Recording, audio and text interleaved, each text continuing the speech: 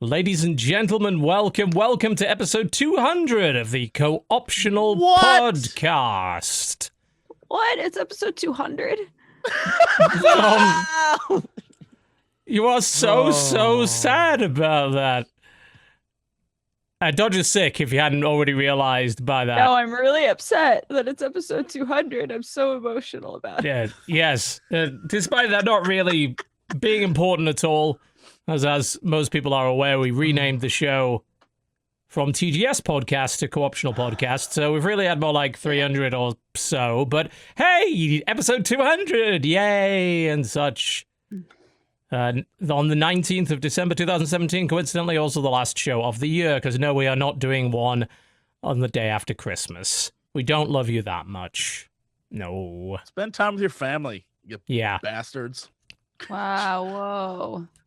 I mean, it's good advice. Play with your toys. They needed to be told it. What if we're their family tradition?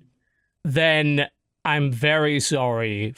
We have 200 fucking episodes. Go back and watch one of them. Yes. If you run out of those, TGS Podcast, we still got that. It was the same show, literally the same show, just different logo. That was all it was.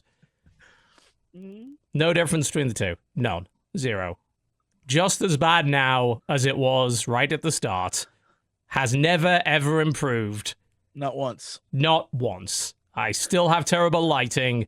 My camera still only works properly half the time. The structure you have good audio, so is more of a suggestion than it is a structure. But hey, we survived, which really should be a demonstration to anybody that you can do anything, even if you do not have the ability or talent or drive, motivation, or necessary skill set to do it. But if you don't have any of those things, you won't even do it anyway. Probably not. This is a weird lesson we're teaching them right now. It's a good lesson. It's a very good lesson. Is it? Yes. You're bad and you shouldn't do things. But if you happen to do things, even regardless of all of those things, you can be a success.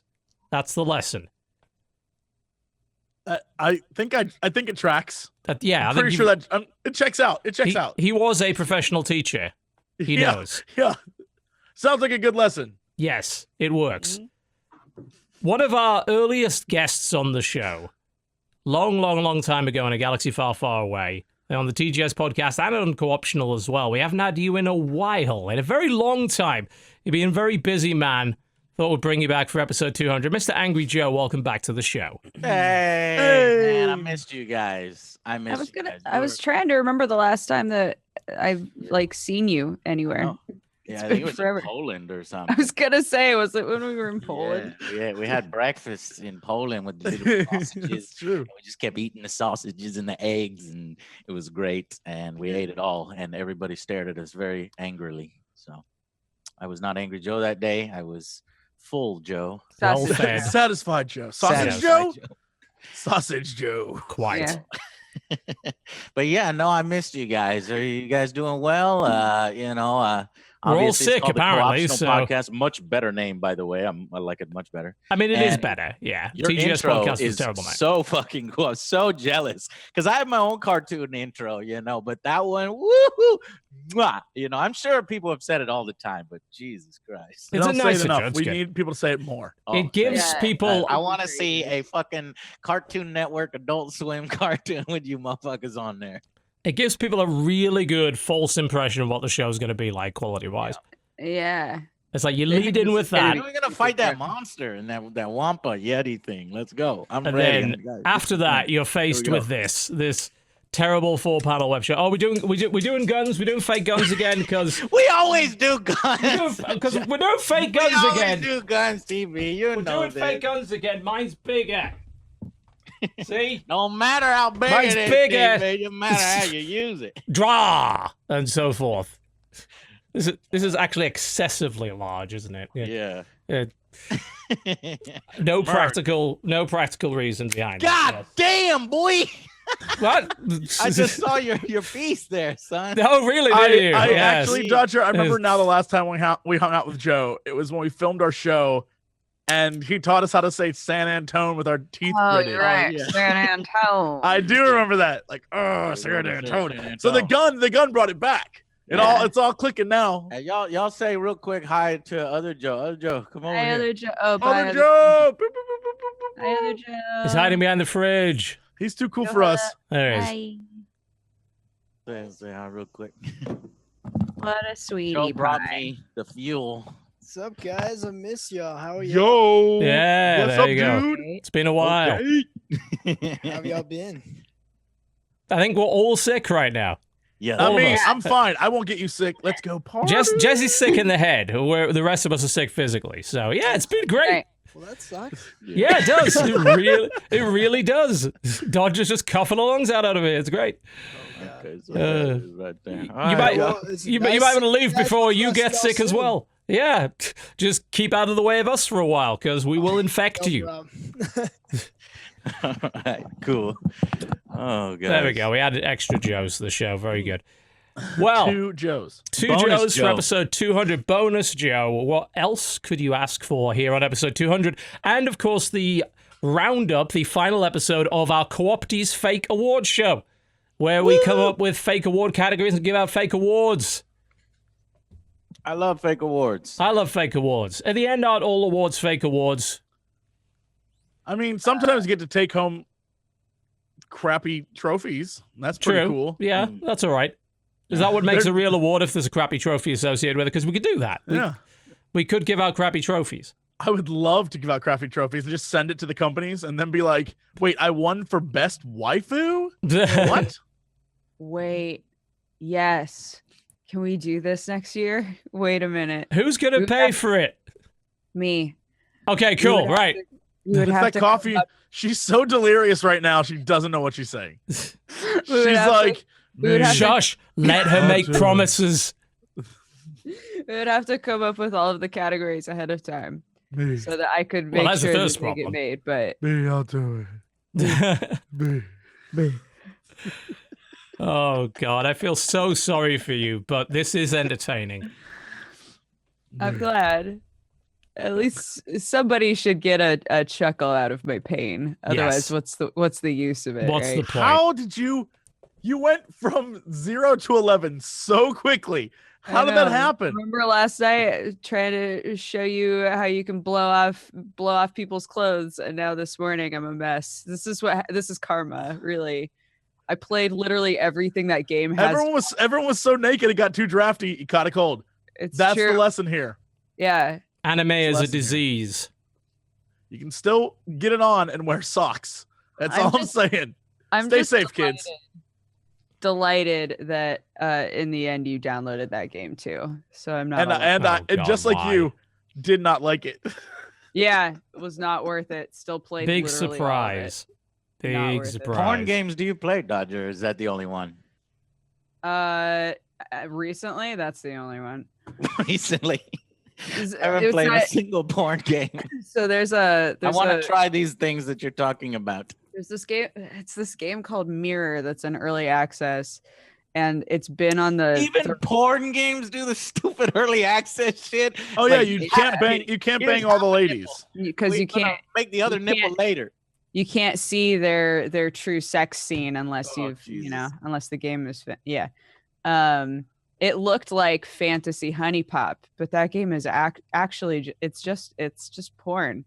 They do put adorable little bunnies in front of their vajayjays though. Yes, The little bunnies are Well, like that's fine then. and it's hilarious. and they go out of their way to make like sex sounds, but it sounds nothing like Oh sex my has ever God. sounded. Literally, they there's one try that's like, like squish noises and That's- stuff. Yeah, you're literally like, what the hell is that noise? What And, is like- happening? really good porn dialogue where the like person that you're playing is like, oh yeah, you want my love seed right now, and she's like, I want your love seed so bad. Like, oh my God, I was fucking just like, what? this is incredible. Yeah, It's incredible. it's definitely not poorly translated. It is a phenomenal it's game. just garbage. Wow. Yeah, so it lets you do 4 routes right now, and I did all 4 last night while I was trying to download VODs.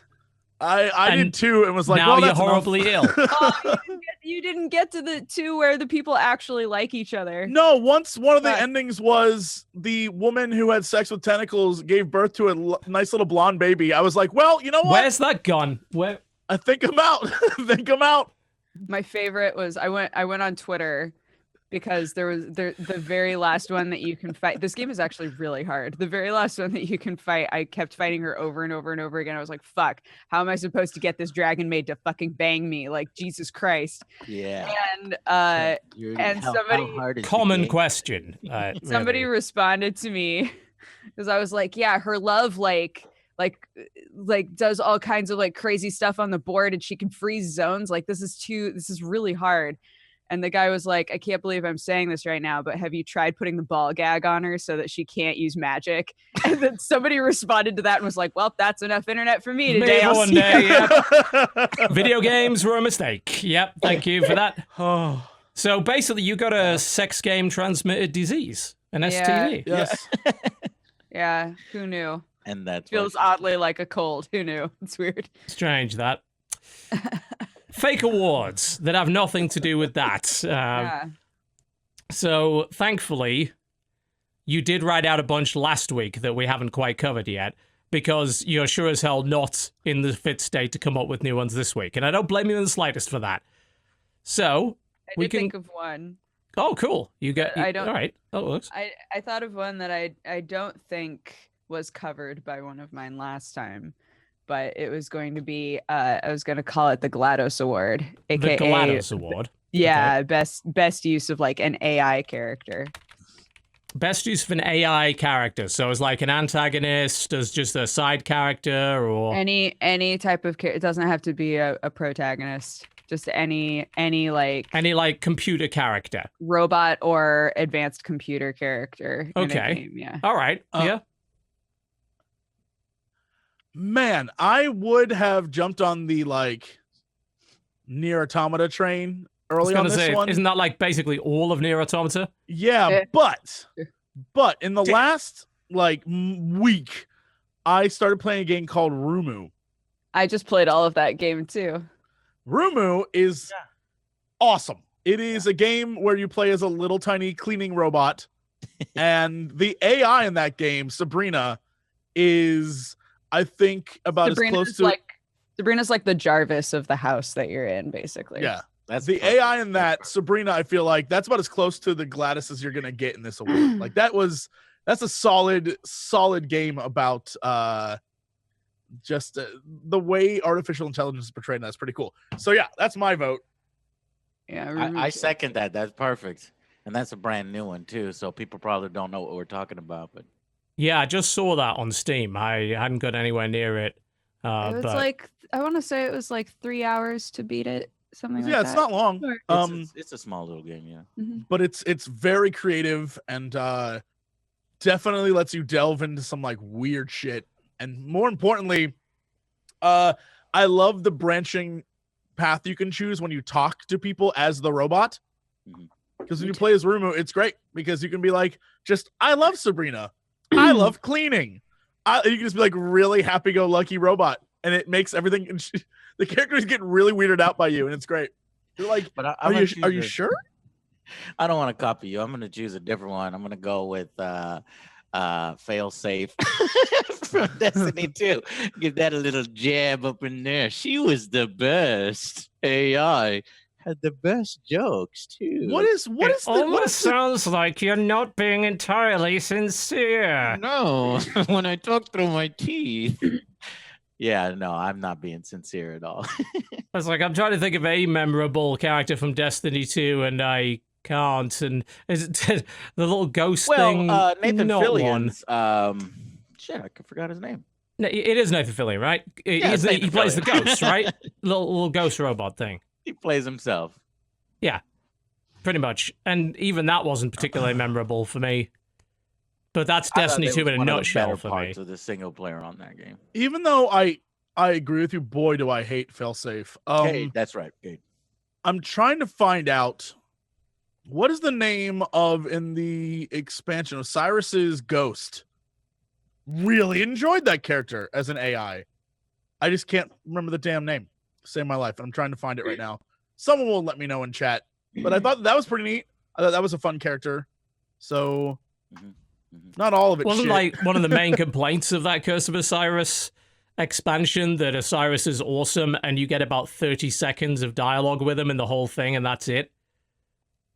I wouldn't know because I haven't played through that far. Because I mean, you're hunting down Osiris. Shit, so but... one I think of is it definitely is not great, but in the world of Destiny 2, you're like, this is way better than I've seen before. The concept is that you're chasing him through a infinite forest. This one alien race can just manipulate time and space. And so you're chasing him through an infinite forest and the world changes around you, but there's many, many, many, many copies of him. So they even talk to themselves. So it's like a really fucking cool mechanic for the, maybe you're right, minute and a half of running through this area where you see like multiples of him and they guide you around.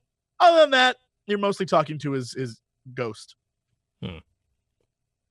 I would have thought I could come up with more AI characters this year.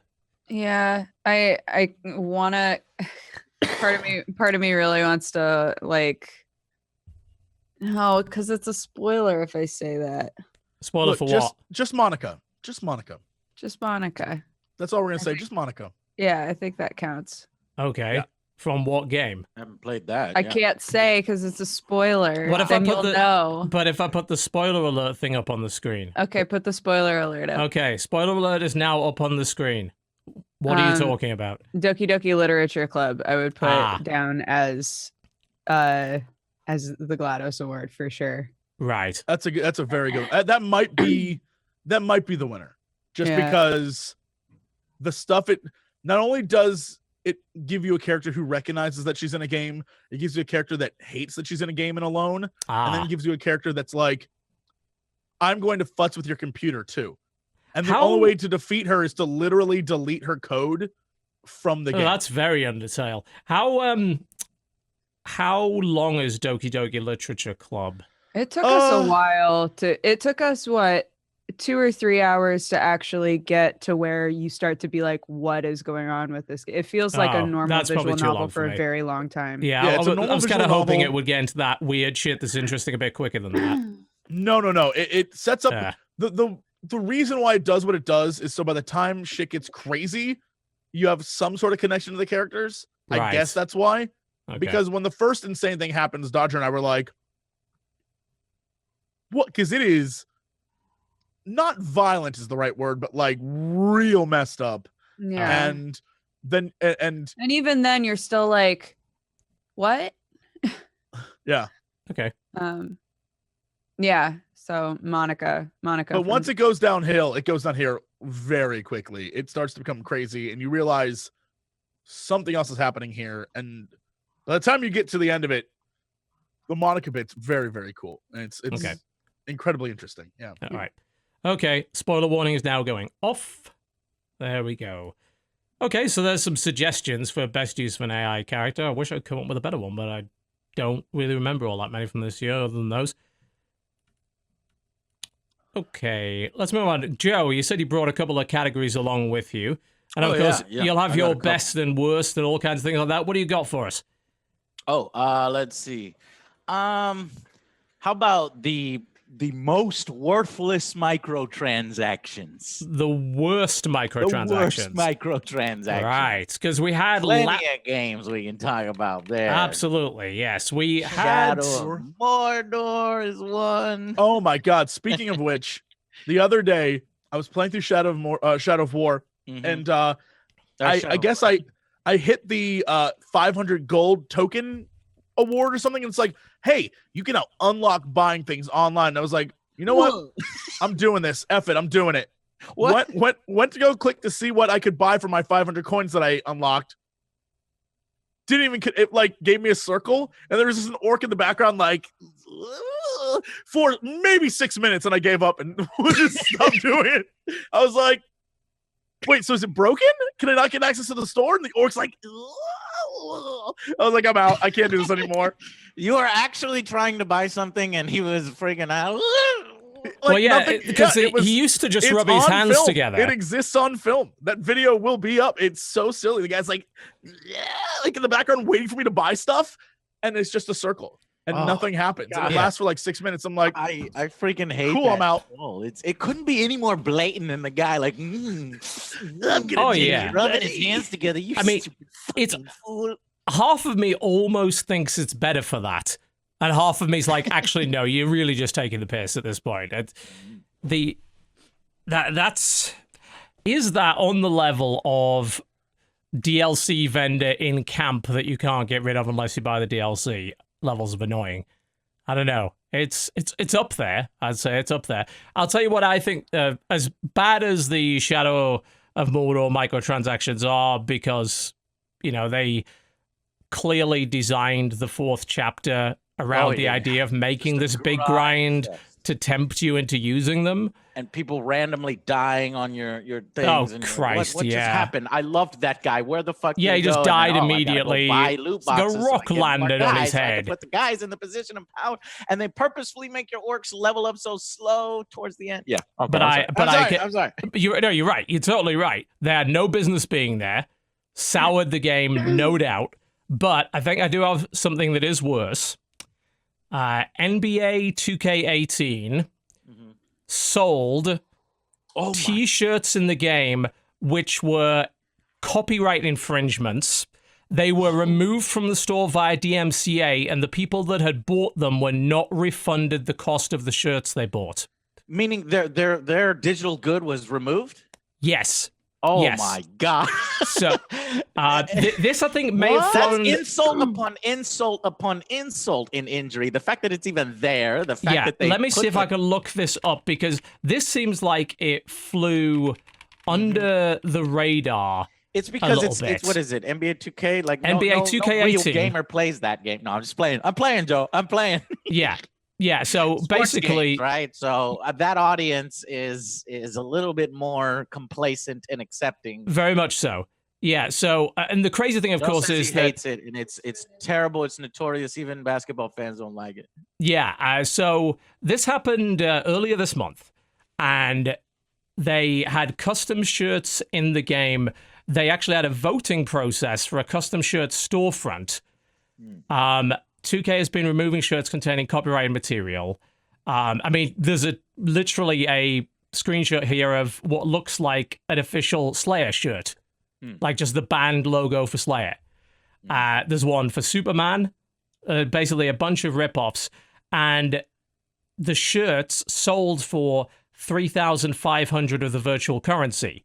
35,000 VC costs $15. oh. So basically, but You can actually buy a real shirt for $15. I know. Yeah. I know. I'm just putting it out there. They were allowing you to buy custom shirts that had been uploaded by other players using the virtual currency, which were copyright infringing, then removing the shirts from the store and not refunding the people that had bought them. Despite the fact that really, like, it's definitely 2K's responsibility that this shit was being sold. I think yeah.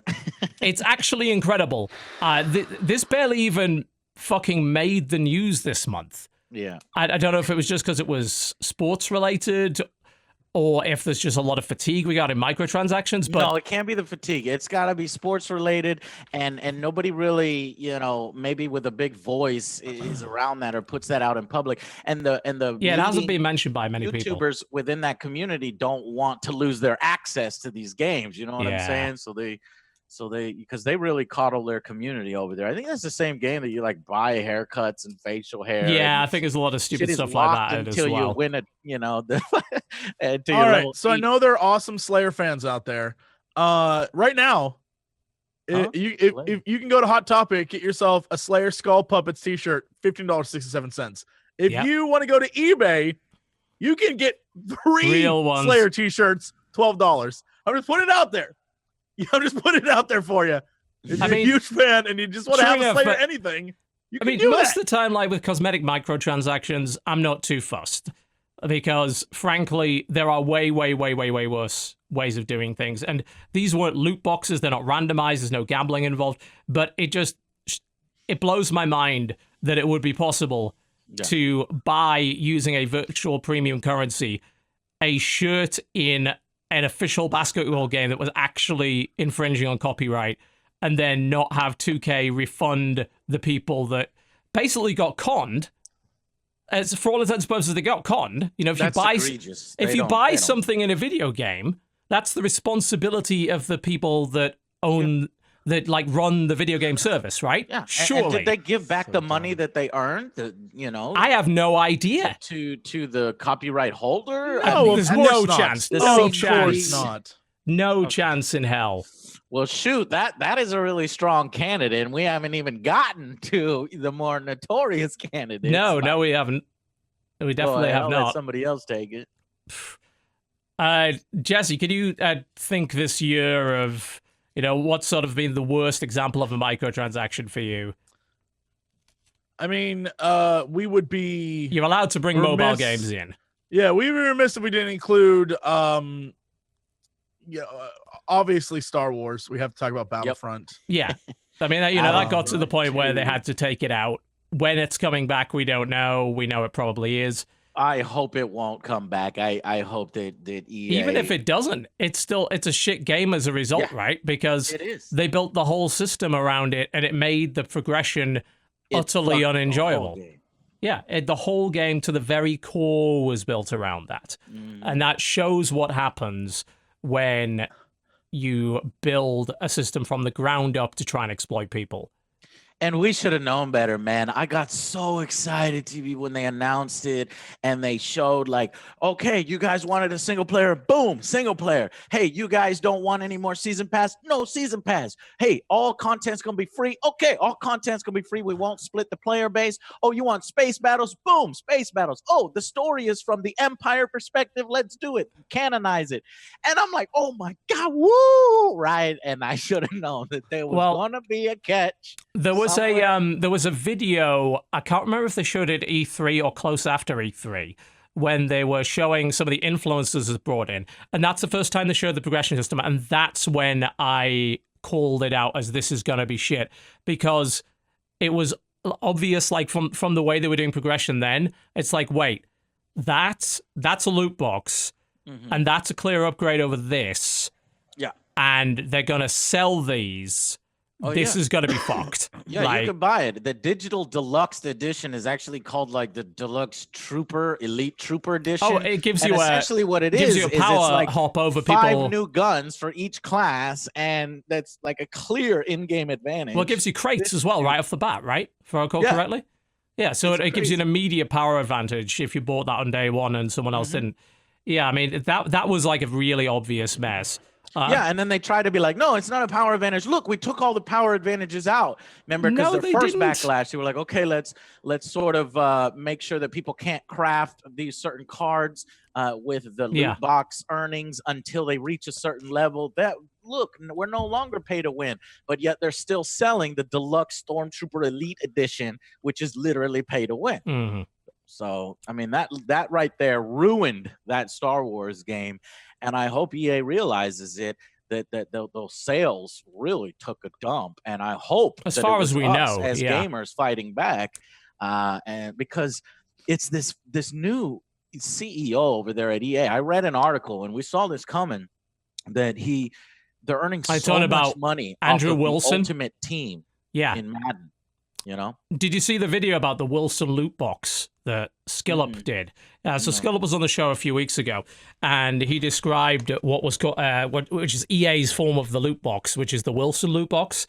It was pushed by Andrew Wilson. Didn't used to be the CEO, but back when he, was lower down the company, he was basically the guy that might as well have created Ultimate Team. He took it from a really old UEFA game that they had, and then he was the one that said, we have to build this into all of our sports games. Yes. And then it's like, we have to build this into every game we have. Yeah, this Because was there's an so article. much I'm money looking at it potential. right now, gamesindustry.biz, and it's like they want they make $650 million a year on EA's Ultimate Team. Now that Yes, includes that's FIFA, Madden, unbelievable. and NHL. So all the sports games are doing these loot boxes. And what do you get in them? You get these digital cards. It's basically like card collecting in old school, but at least there you would get physical cards and autographs and little pieces of jerseys and cool shit like that. Here, it's all fucking digital, useless. It's just stats that they freaking... And you're literally buying power. Like, you know,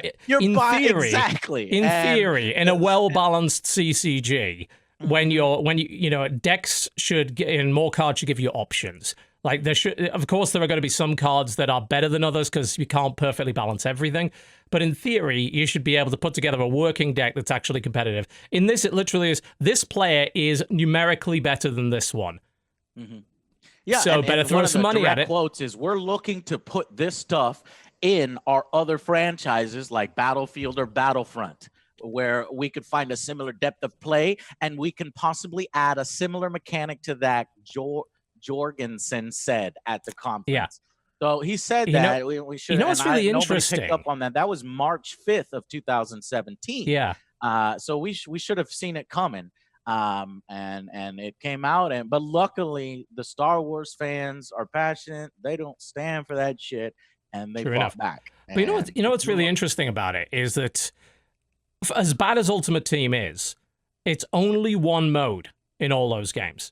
Like everything else, the regular single player, the regular multiplayer, isn't affected by that. And we've actually seen... It is affected, TV, because they don't really upgrade those modes anymore. Now, so they put all... Right. Ultimate Team. Okay, that makes sense. So they're they're shoving them by the wayside. They give it tiny little things here and there, but they focus on but at their least you could avoid being affected by it, right? Whereas in Battlefront, if you play multiplayer, it's impossible to avoid being affected by that system.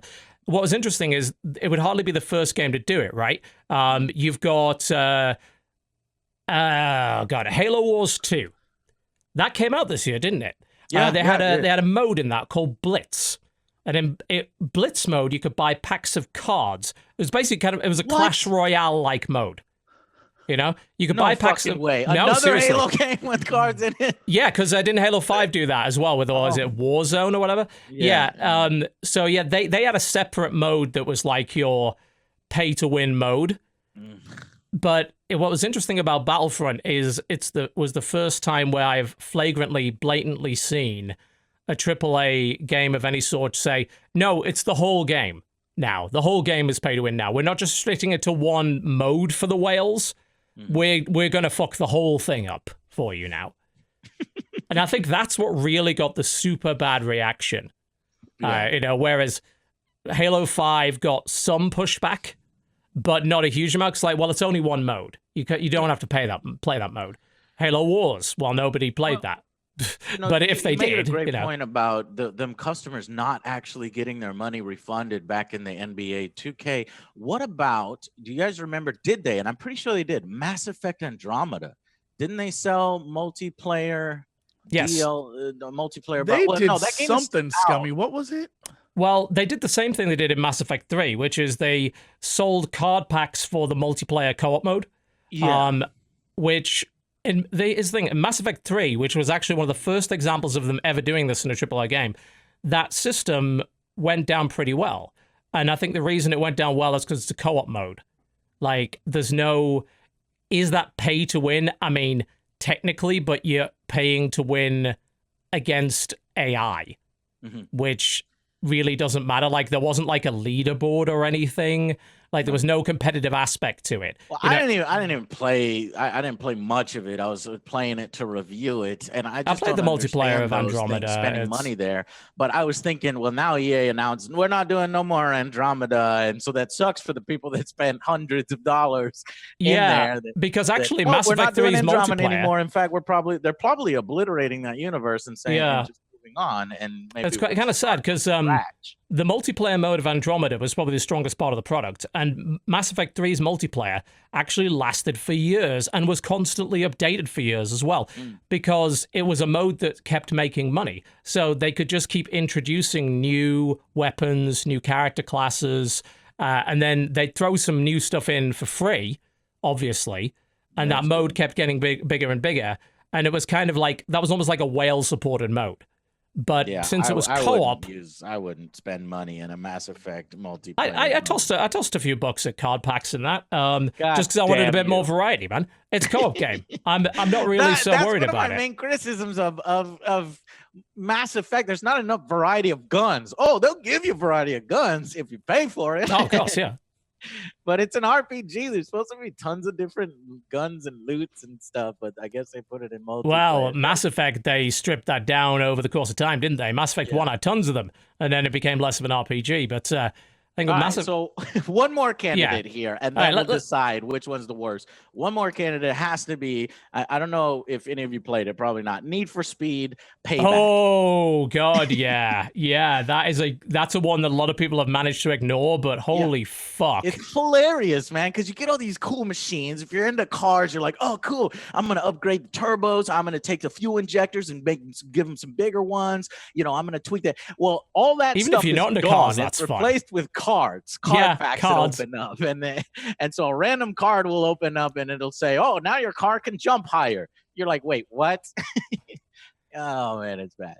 I mean, I'm not really into cars, but I remember playing the original Need for Speed Underground and really enjoying buying different parts and making my car look, different. It was an accessible level of like tuning and tweaking.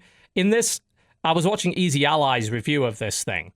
And if you don't buy these upgrades, they literally have a timer on the store in game. What? So if you want to buy the stuff that you actually need for the car you want, bear in mind every car needs separate upgrades because fuck you.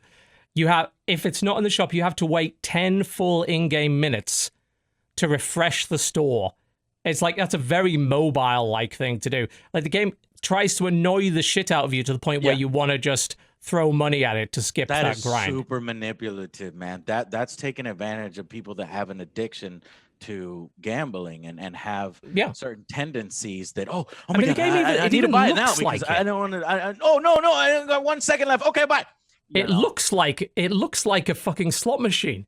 They made it look like a slot machine. Right. When you get guys, oh man, this is getting bad, TB. The gambling stuff. I'm so glad that we pushed so hard back on Star Wars and that started to make news because this could ruin gaming. Like I have no problem with this stuff in mobile games because they're like $0. So I'm like, I don't mind kicking you $5-10 if the game is good. But I just want the microtransaction to be $60 games. That's where I have a problem. So which one do you think is the worst out of all these? There's one other we could mention quite recently. Did you hear about the pay to kill somebody in GTA Online orbital death satellite? No, I didn't hear about that. I'm sorry, what? Pay to kill somebody just for free? Just one shot kill? It ain't free. Go on. It's not free. It's not free. A recent addition to GTA Online, which is something I have avoided for God knows how long, because it's literally a rich Saudi prince's playground. There is apparently an orbital cannon. They have added to this an orbital cannon. You pay $900,000 in-game dollars to install the orbital cannon. You pay $750,000 to make an automatic shot with the cannon and $500,000 to make a manual shot. I assume you have to aim that. It was added in the Doomsday Heist update. You can target anyone or anything in the current game map once every in-game day at a cost of $500,000 in-game dollars and kill them. Oh my It is a paid griefing tool. They added a paid griefing tool to GTA Online. Kill any player. I don't fucking play anymore. I don't plan to play anymore. And I hope to God they don't ruin Red Dead Redemption 2 with this kind of bullshit, man. That's with crazy. The amount of money they've made on GTA Online, I cannot see how they could possibly avoid doing this kind of thing with it. Yeah. I mean, the only reason I think I'm not more upset about GTA Online is that even if you buy the game, you still get one of the best single-player games ever made. Yeah. But even if you never touch the online components, and it is. If the developers themselves are encouraging that kind of bullshit, because I remember griefing was a huge problem in trolling and all that stuff. And I just stopped playing because people were just using it to, I don't know. It's still full of hackers and shit like that. Yes, Jesse. Right. encouraging that kind of stuff. Yeah, So Jesse. I guess they said, you know what, people are gonna hack to do this, so we might as well make money off Monetize it, right? So we're gonna put Maybe. in our own. Yeah. Jesse? I just realized the path I just went down on my end, it didn't necessarily relate to loot boxes, even though that's what I was trying to find is a really good example. Mm-hmm. I mean, it doesn't I'm have to gonna be a wait till loot we- box. I mean, I'm gonna wait till microtransactions are not a lot.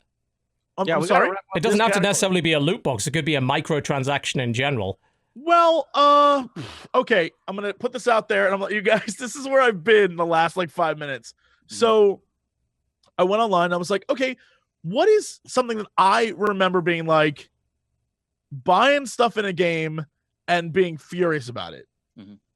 And all paths for me led to Star Citizen, where Okay. it's just buy things that is- don't exist yet. The game. Yeah, So that's then- seriously, man. Overpriced. Then I found an article 20 days ago. Yeah. You can now buy land deeds in Star No. Citizen from $50 to $100.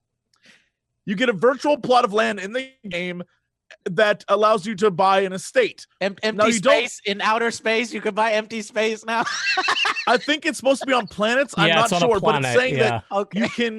you can get this space. You don't have to pay for it, but if you do pay for it, you have protection in case someone tries to steal it from you. So then I was like, that's crazy, because at the end of the article, it's like, yeah, they're doing this like continue investment in creation of the game. So it's like, I wonder how much money they've made so far. A lot. So far, they've made $173 million. Yeah. And I was like, all I'm saying is, where's this fucking game, y'all? Where's this Yeah. game? And you know what's interesting is that you're not even buying a plot of in-game land. You're buying the opportunity to acquire the land at a later date. Yes. Yeah. I just was like, I kept reading more and more, just like, wait, what? This at $17 million, their stretch goal was to move out of their basement and into an office. To be fair, At they have. $65 million, they were like, yo, you can modulate your ships and like sit in the cockpit and shit. I'm like, at $173 million, I better fly into fucking space. Like, load up the game An and then actual take off in a rocket. You know, At this point, the hype is so high for that game. I don't know how it could ever deliver, and this is scary because there is real money invested in this game, and if this thing comes out as a colossal disaster, all those people that put money in it, and probably some pretty rich and powerful people, because you're putting thousands of dollars per user into the game, that's gonna be On their waiting to explode. on their website, they have a tracker of donations, Mm. and you can do it by month, week, day, or hour. And I clicked hour, and the last hour they made $2,000. God That's damn, just, man! Why didn't It's why a didn't I very- come up with this scheme? This it's is genius. such a bizarre starts in such a bizarre situation, but like I don't find it as egregious, I think, solely for two reasons, right? Mm. One, you can everything they have ready, you can How can you download see? and play right. But hear me out. Everything that they currently have ready, you can download and play right now. Yeah, it's all available. And secondly, what you have is a company that puts out a massive amount of information about everything when it comes to their roadmap. Like, they keep you up to date on a daily basis with everything they're doing, to the almost to the point where I don't see how you could even keep up with the amount of information they're putting out. It's obviously this ridiculously ambitious game that is probably not going to deliver, but simultaneously, considering some of the utterly awful Kickstarter shit we've seen, where everything has gone dark for like a year and the things come out and being a complete piece of shit, you know, stuff like Mighty Number 9 and all that sort of thing. Mm-hmm. I have more confidence in Star Citizen with the amount of money they've got developing, I believe, in an Eastern European country where it's a lot cheaper to develop. Yeah. Of there eventually being something worth playing at the end of it. Yeah, I hope so, because I think even Mark Hamill, I think, is involved in the single player. Yeah, Squadron I want to play 42. something good. I'm not saying that Star Citizen is a scam, though. Sometimes I don't when think you- it is. When you go down, No. I don't think it's a scam. I know, I but think- it can look like it. Is Oh, No, what- I think we just all fell for the fact that one man wants to go live in space and we're paying for his dream. He's He building just a rocket takes the ship and rest he's of the gonna leave. money. I'm not he's saying gone. I want Yeah. it to be good and I want it to come out and I want people to I want it to work like they say it will work. But if you're saying that every day they release everything they have, which I don't think is true, I think like there is a build out there that only the developers play that have all these different planets. Oh 'Cause I yeah, don't you're probably right on is that it? one. Yeah. the different planets in the galaxy yet. Though there might be one little area or something like that. I just release the fucking game, okay? I would prefer they didn't. I'd prefer that spend as long as you want, but finish it. Don't release it. Don't release an unfinished product. Then that's just fulfilling the prophecy that you just made. That All this right. thing is never going to come out and is going to be disappointing. We'll wait right? another 5 years then because they keep adding shit because they can't manage the Sure. fucking Okay. project. I mean, yeah, feature creep. They could just. I get that. Like they could feature creep this whole thing to death. Incidentally, by the way, I was completely wrong. They're not developing in Eastern European countries at the moment. Austin, Texas, and Germany, and Manchester in the UK. Oh, that's so why they need the got that wrong. $117 million. They're in Austin. Ah, okay. No, they are here, but their main development is going on somewhere in California or something, some other state I heard. But some stuff is being done here because I visited them before a long time ago before they moved out of their small, tiny little place, and now they're in a much bigger place. So more, I mean, good luck to them, and I hope it turns out well. But I just think that it has the potential to really be something that could blow up in their face or be awesome. So Well, yeah, I mean, it's the most ambitious game ever made. There's not even a question about that. I hope it succeeds. It's hard to argue that buying a spaceship for a game that doesn't really exist yet, and more often than not, you can't actually fly in any of the builds that they currently have, is a bad microtransaction. Yeah, it is.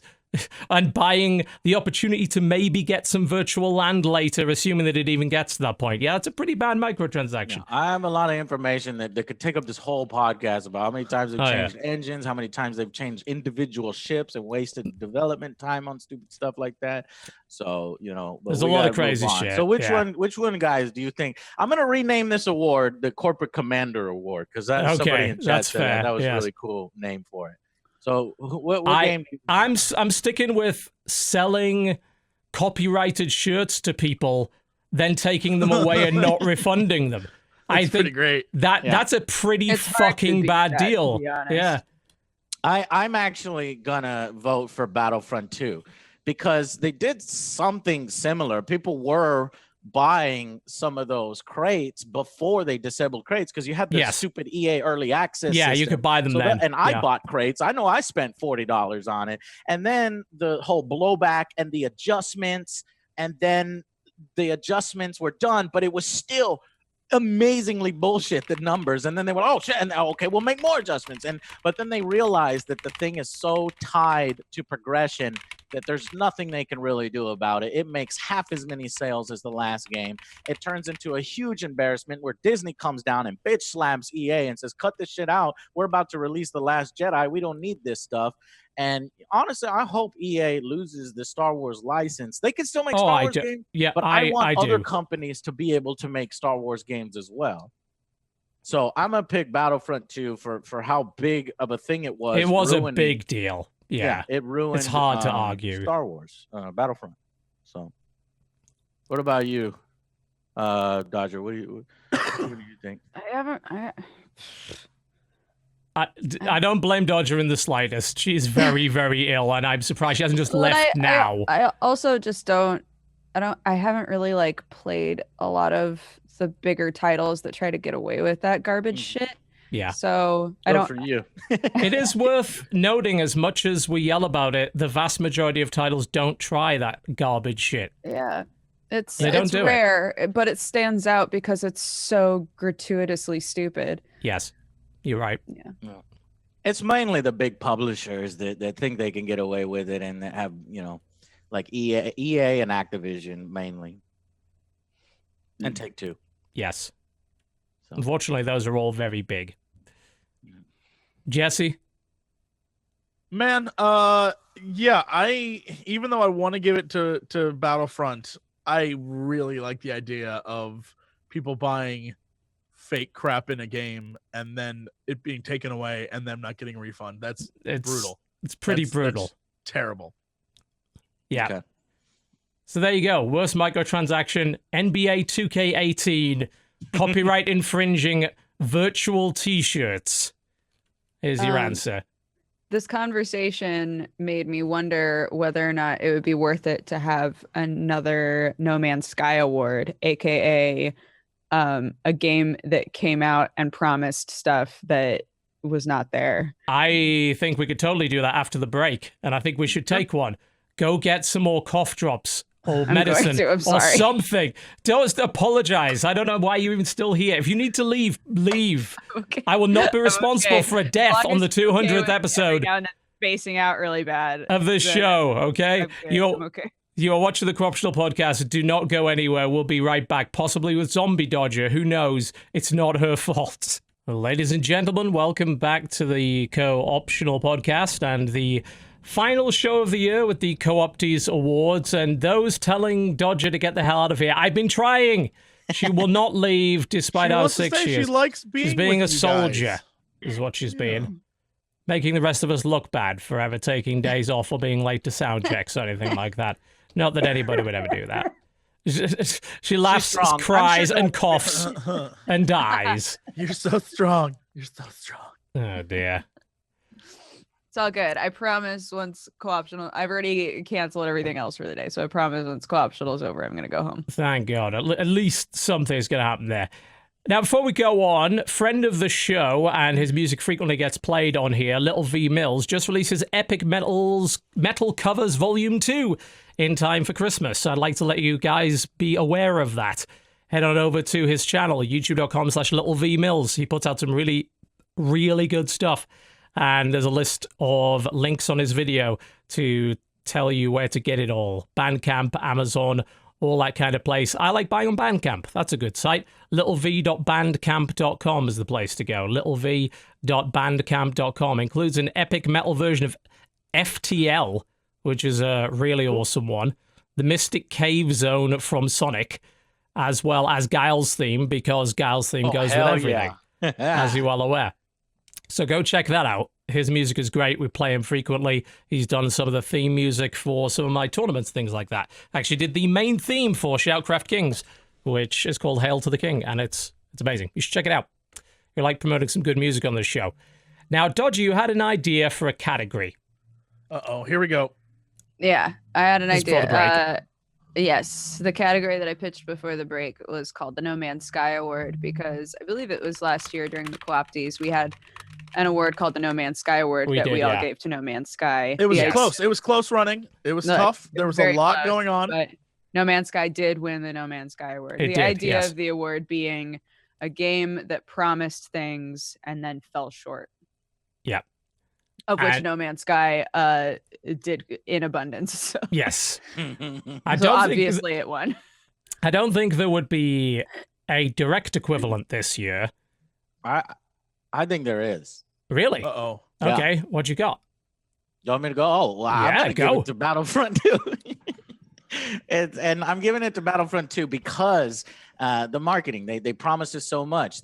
Spoilers, they said that there was going to be an Empire-centric focused campaign, and it ended up being, the first 2 missions, and then they turned it around, and then you just play as, yeah. I'm just gonna say, as someone who read the Battlefront book, Yeah. Joe, it's even more depressing. The book tie-in to this game. Yeah. When you finally play the game, you're like, the fuck is happening right now? Yeah. It's nonsense. It's nonsense. the Okay, game. so you're telling me the book is like, is she like super Empire and she's super hardcore? Yeah, and the book literally, the driving force is that the Death Star has been destroyed and all the people on it died, and she's furious. Yeah. She's one of the few survivors. She wants revenge, and so everything she does is like, I am the daughter of a vice admiral. I am like, this is my team. I'm getting revenge. Everything I do is revenge. There's another character in the book that's like, maybe this shouldn't be right. I get Right. that.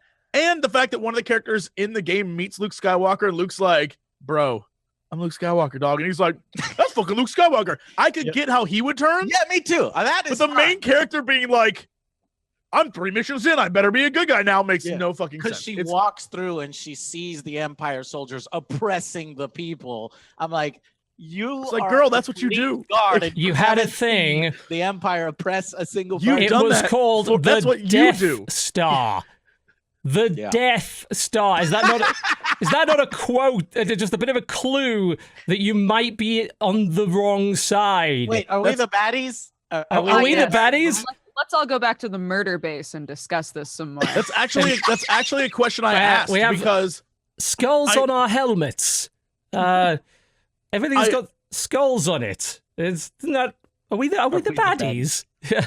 Oh boy. Yeah. So because it was so off of the mark on the single player and basically promising us that they wouldn't screw us around, and then they screwed us around. So screwed around with us. So that's I'm sure there's a more pure example of it maybe that you guys have played, but That's pretty solid. I know example, it sucks. I eh? just nominated Battlefront 2 for Corporate Commander Award, but I'm also going to nominate it for No Man's Sky Battlefront Award. 2. That's totally fair considering. Fuck EA. You're right. They did promise. Hashtag fuck EA. Hashtag Oh, fuck what EA did and that guy hashtag say fuck. on that Games Award? I believe he actually said fuck the Oscars. I was told explicitly by several people last week that apparently Yosef did not at any point say fuck EA. Oh, okay. I choose to believe he did I thought- because yeah, I that thought he reality said is fuck more EA. fun. Isn't He did the say fuck Oscars the just Oscars. the EA of the Hollywood Basically. industry? Yes. That was a game that, as you said, promised to. I remember that damn conference. It's like, we heard all of the feedback, and we're going to make the game that you asked for this time. And then they didn't, quite obviously. As much as there are actually parts of that game that I quite like, the campaign is terrible, and everything else was torpedoed by that terrible progression system anyway. So that's not brilliant. But when it comes... Yeah, so we're talking about, basically broken promises, promising a game, a game that promised way more than it actually delivered. Because it's been, Dodger, you're looking really sad. Did you guys know that Hall's cough drops have little them say really sweet things on them? Oh my gosh, she's crying from a Hall's message. Hall's cough drop message. What did it say, Dodger? This one says you can do it and you know it. You can do it. Holy shit. They all say that. One of them says Motivation. "It's yours for the taking. March forward." One of them says, "Fire up your engines." Oh my god. Motivational speeches. on Where Hall. did they say this? Is it on, Get I have some cough drops here. I have some Yeah, Halls. those are Halls. They should have them. Oh god. I've never.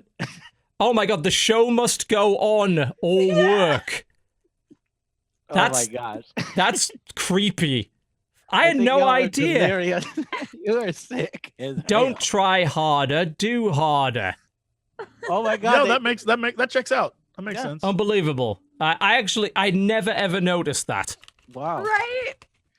I don't know why. Just looking down and seeing my cough drop say "you can do it" and you know it made me There is no emotional. try.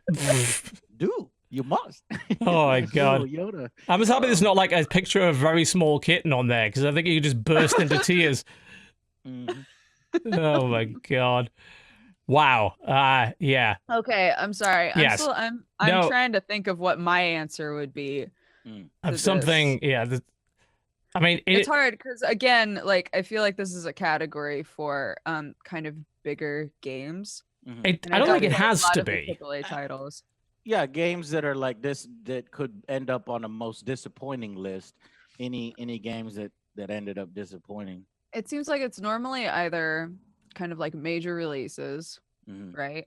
Or it's games that got a lot of crowdfunding that were Mhm. like, oh my God, we're going to do all of this shit. And then they don't deliver. Yeah. So it's kind Usually of, the Because the case. indie titles, they are careful not to freaking overpromise. In most Well, cases, sometimes, obviously. yeah. No Man's Sky. Sometimes they absolutely do, and we get Mighty Number 9 and things like that.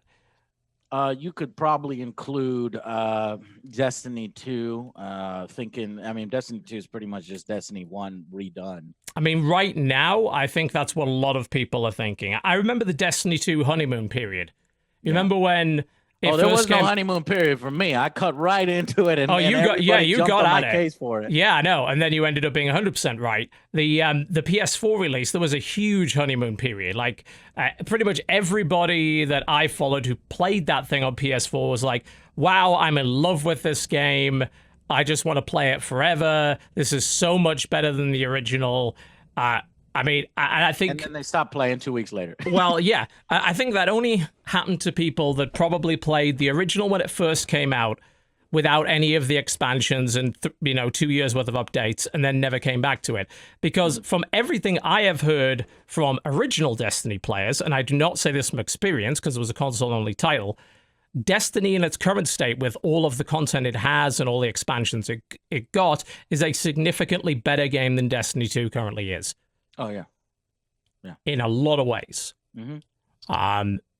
Yeah, the raids are terrible in this new one when they made some good raids in the previous ones. A lot of people are just complaining about loot being generally boring. And the stuff that's not boring is stuff that they just brought back from the first game. They don't really listen to their fan base. In fact, did you hear the story that they were screwing over their fan base? Like it would say that you're earning this much experience, and it would list how much experience you were earning, but that number was a lie, and somebody did the math, and they pointed it out, and then Destiny said, they didn't even really apologize. They said, we're going to fix this immediately, and then they fixed it, and then that was it. This has been happening quite a bit. A couple of days ago, they introduced something called the 3 of Coins, I believe is the name of it. And it's supposed to, when you carry this thing, increase the drop rate of exotics. But it doesn't tell you by how much. And considering that they have obfuscated and manipulated numbers behind the scenes before, some people are extremely suspicious that it's barely doing anything. Mm-hmm. And I'm sure people are doing the tests right now and ramping up the numbers to see if it actually does anything. They better start tweaking those numbers in favor of the players, because I don't even really think they said sorry for that first one. It's very like, backhanded. Sorry you noticed it. Was sorry exactly. We noticed it. Yeah. And then I think one apology was, we're going to give this gun to everybody, or make one of these exotics available that wasn't normally available. I forget what it was called, but it was basically they gave everybody an overpowered gun as a the something lens, the Prometheus lens or something like that. They introduced a gun that was completely broken. To be fair, that was a pretty decent solution, because if anyone didn't have that in PvP, apparently they just lost. So it's like, we'll give it to everybody. Here's a quick fix. One of the complaints that I'm seeing quite a lot about Destiny 2, other than again the loot is generally, and the process of acquiring it is generally not satisfying, is that they're putting stuff behind this loot box wall, the Eververse, that people will argue, well, it's just cosmetic. But if you were to treat Destiny as what Bungie claims it is, which is an MMO, then cosmetic fashion stuff, making your character looking unique and awesome, is very, very valuable content to be able to grind for and pursue, not to randomly roll for. That's the whole point of playing Destiny, is to look cool. Well, yeah, I mean, it's kind of the same thing with Warframe. Fashion Frame is basically the end game of that game. Yeah, but that game is free. It is $0. Yeah, it is. Yeah, which is great. But in a lot of MMOs, I think when we all played WoW, we were obviously looking for pieces of gear that looked awesome. I remember getting the Turning Tide from Naxxramas, the spell damage sword with the runes on it and the fucking skull hilt. Incredible. I went after a crimson felt hat just because I wanted to run around in a felt hat. Because certain mounts, the pursuit of certain mounts is like a lifetime hobby for players of MMOs. Yeah. So you can't say at that point, when you want people to log in and basically get on the treadmill, angbadang, for all of this stuff, that cosmetic stuff isn't part of the real progression. Because at that point it is. You could say it sure in other games, but if it's a persistent MMO-like game that's supposed to have some kind of social space, you looking cool actually really is kind of the end game. Yeah. No, I mean, this is something that Jim brought up recently in his latest video, and I agree with most of it. I don't have a problem with paid customization, but you have to fill one huge requirement first. You have to have so many already awesome pieces of armor and loot. There has to be like 200 sets already, you know what I mean? And then if you want to go above and beyond that later on, then you can go ahead and give some like Path of Exile, some themed skins and Yeah. this theme and that theme, Halloween and Christmas and this Yeah. and that.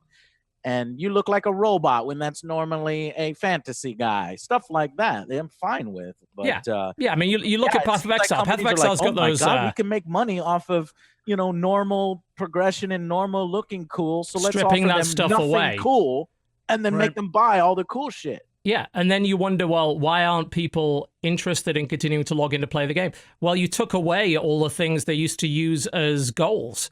Right. Reasons they did used to log in. I think, Destiny 1, there was a particular unique mount, what they're called sparrows in that game, that you could only get from like beating like the final raid or something like that. It was a big prestige thing to own one of these. And that's the reason why people keep playing persistent games like that. It's all about self-improvement. And it's not just about the numbers. It's about how you look and creating your cool, unique character. If you do throw all that stuff behind loot boxes, I'm going to use that wonderful term from EA, that sense of pride and accomplishment is gone. That's if you were to randomly acquire something like that versus acquiring it through doing a series of challenging tasks, you don't get the sense of satisfaction. Yeah. I mean, the thing is balancing that, right? There's obviously this goes back to like the old days of WoW and how Warcraft decided to balance things and change things there. The idea that, yes, the accomplishment of grinding a thing and spending many, many hours finally getting it is there, but there are many, many people who are like, we also play this game and would like to look good too. And it's about finding the balance between the two and not just giving it to one or the other. I think that's like going to consistently be the hardest thing in a game, and most devs are going to have to work through that. But making it entirely pay us and you can look awesome is not the way to go. Yeah, it really is not. And yeah, you can totally balance those things. Like you said, Path of Exile has some cosmetic loot box stuff, but that game is also full of loot and free shit that you can get. So at that point, you don't see people complaining about Path of Exile and the amount of free content they give you. I mean, Jesus Christ, it's insane. Absolutely bonkers. But with Destiny 2, when you already don't have a lot of content, people are going to feel really fucking salty when you take cool looking shit and hide it like that. Yeah. And it's not even a case of like, oh, well, I can earn currency to acquire it. You earn currency to roll a dice to maybe get it. Fuck that. I hate that the most. I know they have cosmetics that aren't in loot boxes as well, but they take the piss in a big way. But Destiny 2 probably wasn't a big letdown for me because it wasn't something I was really anticipating, but I think for a lot of people it's a good example because it didn't deliver on the promise of what Destiny was supposed to be. And neither did the first one either, at least not until after 2 years worth of paid expansions. And then they throw another expansion at you that barely has any content in it, which is like $30 fucking. Yeah, that's a bit of a kick in the teeth. Another one could be Mass Effect Andromeda. The fact that we were going to get a new Mass Effect, a new trilogy with new characters, and then they took it away. They said, no, close this studio down. And that might be the one. Maybe Mass Effect is the winner here. Because it's so painful, I don't even want to think about it. Like, it's the promise of something amazing was there, and what we got was the opposite. Undercooked, and exactly. No, it I was agree. definitely I think not my vote ready. is Mass Effect Andromeda. I think that's the only one that I could think of. I was kind of in the same place as TV where I was trying to look up the info, but I feel like Friday the 13th promised a lot, and then when it came out, it was just like hot garbage. Yeah. Oh yeah. that is the game that made me so angry. I made my first not recommended entry to my curator. That made me so. I had some fun with that game, but I guess it's came so from broken. I don't know how much I don't think I spent a dime on it. Maybe that's why. Well, I mean, I didn't either, but it's broken. Like when I played it, it was so broken that my entire experience was anti-fun. Like to the point where I'm like, how could you possibly sell play this? with certain types of people, and I had a tremendous amount of fun. So that's why I didn't think of that one. But I will admit it did come out some pretty messy. I think games like that get away with a lot on the basis of the Kickstarter. It's not just the Kickstarter. It's about if you have the right group, or you're doing some like RP stream and some crazy stuff happens, you can let the game get away with pretty much anything. But if you're not with that, and you actually look at the game for what it is, and that game is a fucking tire fire, like at least it was at the time. Like I said, the last game of that I ever played, my teleport button as Jason didn't work. So imagine how fun it was playing Jason without the button that lets you play Jason. Yeah, that's no good. I mean, No. The fact that like pretty much every good clip from Friday the 13th from like streams and things was where all of the kids and Jason were role playing as like completely different characters. Like people had to make it. Yeah, to make your own fun. That's true. That's true. Yeah. Well, and the fact that the game allows for that is cool. That's what I like. Yeah. But simultaneously, the games were broken as fuck. I mean, Dead by Daylight was bad on launch as well. I have heard it's got a lot better since. Both of those games, I think, people let them get away with a lot to do with and I think it's because of the popularity of streaming games and things like that.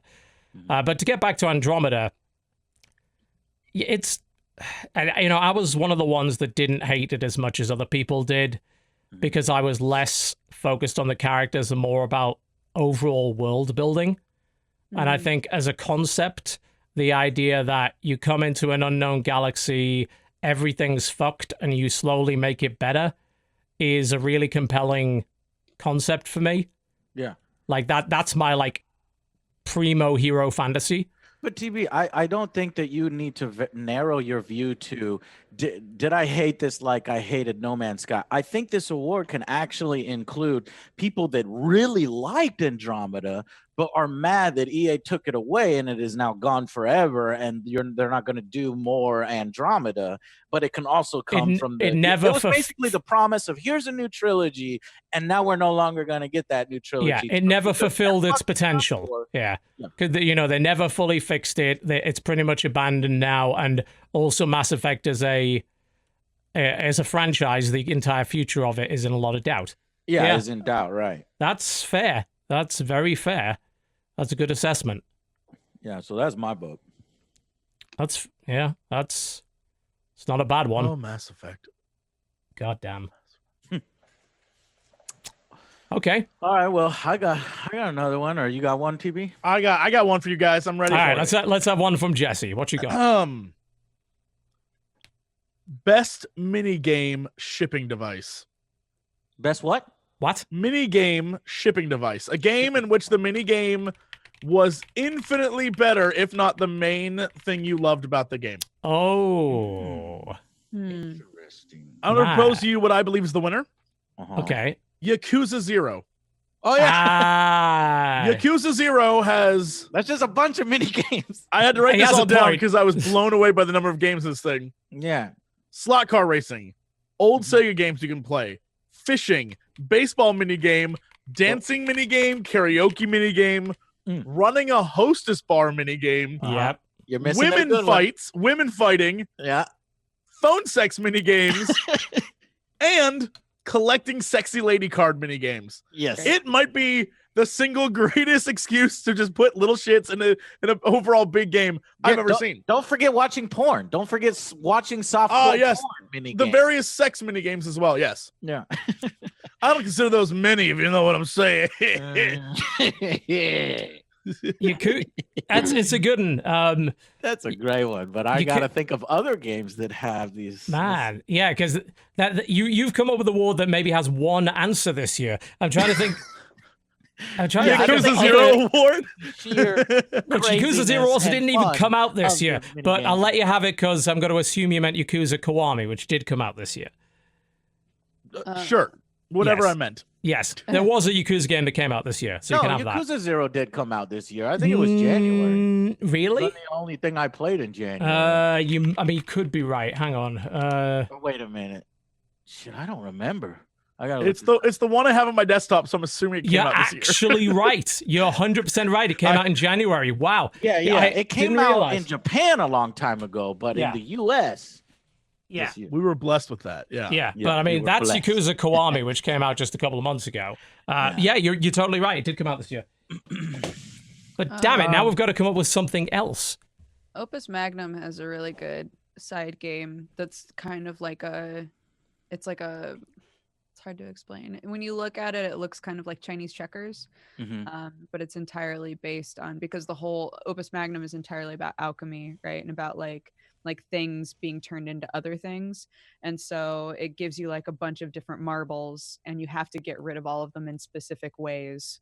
And that game wound up being really, really, really fun. Like just a really good like time waster. Once you understand how it works, it's just like, Is that I could sit Steam? and play this for hours.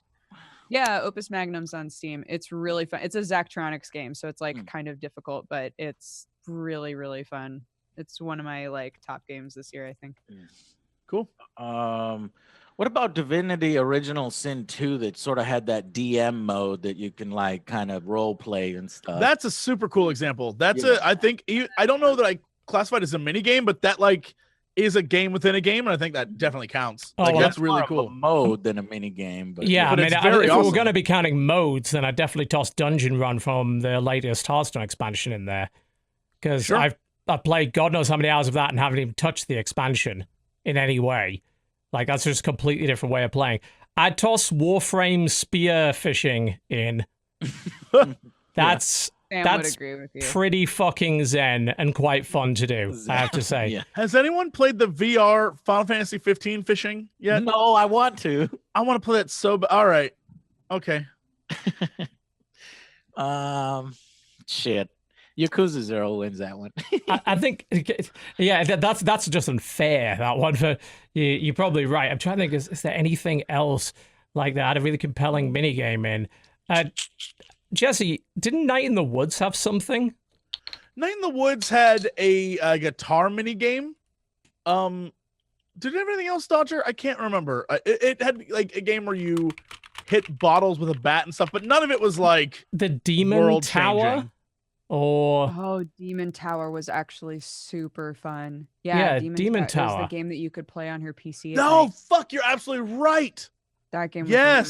really fun. That was a really fun mini game. Okay, Speaking of that's a strong contender as well. Yeah. Speaking of the guitar aspect of Night in the Woods, though, I was always really disappointed that I couldn't just like go back and retry those. You only got one shot at those while playing the game, and I thought that was like a huge bummer because I always sucked at them, but I wanted to like try them. Yes, I too sucked at them tremendously. Yeah. I'd definitely say playing Wolfenstein in New Colossus, bearing in mind that Wolfenstein is probably better than New Colossus, would be a contender for that. You get to play on the arcade machine in the Oh submarine. yeah. The game within the game. Yeah. You play the original. Yeah. I didn't like Battle New Chef Brigade- Colossus. Battle Chef Brigade had some mini games inside of it that Oh, the I little thought- puzzle ones? Oh, Yeah. I got it. Here we Yes. go. Call of Duty World War II. Does anybody remember the mini games in that? You could go The in mini this games? headquarter area, and for some reason you're playing, Atari games in 1944. Really? What is it, like Space Invaders and Pong and I had no idea those were there. yeah, they're That's But fantastic. yeah, No. you're right. That makes no sense at all. It makes no sense. And it's on the beaches. So they brought a mobile console on the beaches and they hooked it up to, I don't know, the sand. And In the you 40s. play Checks out. this Right. little mobile console. That makes sense. Little mini games in there. Good God. Okay. I wasn't even aware that existed. Yeah, it's for the more outrageous, stupid, why is this here award. What's this? What was it? What was that game you said? Is the game literally called Demon Tower? I want to play that one. So, in Night in I the haven't played Woods, that. it's in Night in the Woods, Okay, Night in the Woods.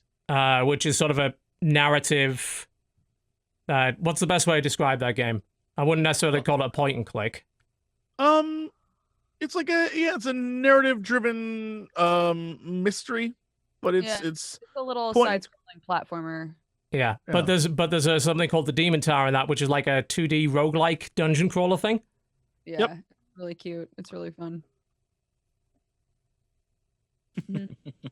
Just like my granddad, stormed the beaches, turned around, and then went back to HQ and played Pong. Yeah, that's historically accurate. Mhm. checks out. Yep. Was there nothing in Final Fantasy 15 or any of the recent updates to that? The new stuff, no. The new updates, not that I'm aware of. The Gladio one was literally just time runs, and the oh my god, my poor little blonde boy, I forget his name. Prompto, thank you, Prompto. How did you forget Prompto's name? What the fuck? I don't know. Don't judge me. Maybe I'm catching some of your porn cold. I don't know, Dukes. Understandable. Porn cold travel faster. Anime than is a I get disease. cold. Yeah. The Prompto one was just doing like ski runs and monster hunting. I've yet to play the Iggy one. My life and dream and hope is that they're cooking mini games, because if they ain't, I'm gonna be so sad. But yeah, no, there wasn't anything major since the initial release. All right. Okay. Yeah, those are the only ones I can think of. I can't think of any like incredible mini games that happen to show up. Like, we haven't had our triple triad for a while. We haven't had our Pazak for a while. Agreed. You know, and Gwent obviously was in Witcher 3, but that's not this year. And Gwent is now its own game, which needs to have its own mini game inside it. We need to just That'd keep be going amazing. on that. That would be amazing if they just kept going deeper and deeper into the Witcher There's a universe. dice game inside Gwent. I'd be excited for that. Yeah, I'll play it. Liar's Dice. Yeah, I totally play Yeah, it. just Any take the variation Witcher of 2 Liar's game. Dice, yeah. Throw it in. All right. Joe, I believe you had something for us. Yeah, I could do one. Let's see. Well, I should probably ask y'all first. Do you guys play any mobile games? Yeah, every now and again. Yeah. Yeah. Does Dodger play? You play any mobile games? Yeah, sometimes, yeah. Well, okay. How about, let's see. How about this one? Games that got the most emotion out of you. Okay, be it, anger, sadness, happiness, or Ooh. feeling sick, even. Just the one that really affected Biggest you the most reaction, this year. yeah. That's a mobile game. Yeah. No. No. That was a different Oh. category because Okay, I was about to say that's a mobile game. No.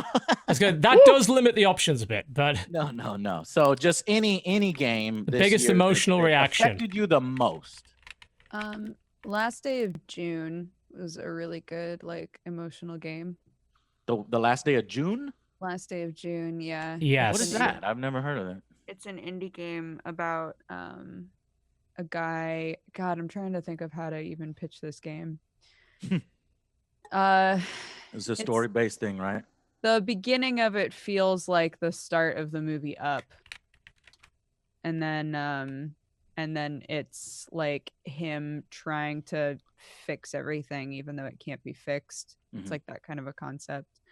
It was short, but it was a nice game. There were some puzzle elements to it that I thought were a little convoluted, but just like emotionally. Did I it like make that you game. cry, or did it choke you up, or? Yeah. I mean, it's not hard to make me cry though, Joe. Oh. Sick almost made her cry like 5 minutes ago. Well, if Halls you want to cough nominate sweets. a game, why not that porn game last night that made you sick? Yeah, That- fuck that game. That affected you quite a bit. Rumu, I thought was fairly emotional. I'm trying to think of like a game that like really got me though. Mm-hmm. I mean, Night in the Woods has got to be a candidate for at least one person in this room, right? Yeah. Not me, because I haven't actually played it, but apparently not Jesse either.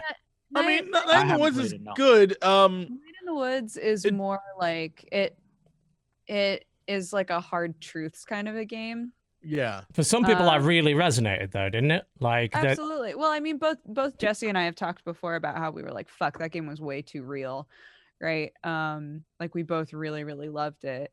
Whether or not it got a really strong emotional response out of us, I don't know that it would.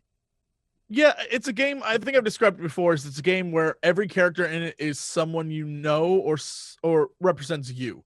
And Yeah. while I didn't have any like, oh, that character's me, I was like, oh, I know all these people, and so it's interesting to sort of like get like, oh, I wonder if this is how they think. But I didn't have any like, it got me. May's story got me. I don't. Yeah, it's just. I guess the angsty problems of a millennial didn't make me sad or happy or whatever. It was just a fun story. Okay, well, it I doesn't have to be sad. It could be one that made you really angry, Jesse. Well, I mean, that's always and forever going to be Cuphead this year. Oh, that's right. That yeah, game. me and Joe went through a roller coaster with that game. It wasn't until Dodger came along and basically stomped it out for me that the world became a better place. Where she was like, "Don't worry, I understand what to do," and like just carried me. Wow. It was great. I mean, tried. I did my best for you. I don't get emotional around video games a lot, but I probably just play the wrong ones. I also kind of go out of my way to avoid particularly sad or distressing games at the moment. But one that Damn, got, I was hoping to hear which one made you cry, TV. I mean, that's only ever happened once in a video game for me, and that was What was it? That was Brothers Tale of Two Sons, and that was years ago. That's the But I only can tell game you- that's ever made you cry. Yeah. No wonder you love it so much. Confirmed. It's got actual feels in it. But the one that made me laugh, which is a good emotional reaction to have, Rock of Ages 2 was genuinely hilarious. Mm.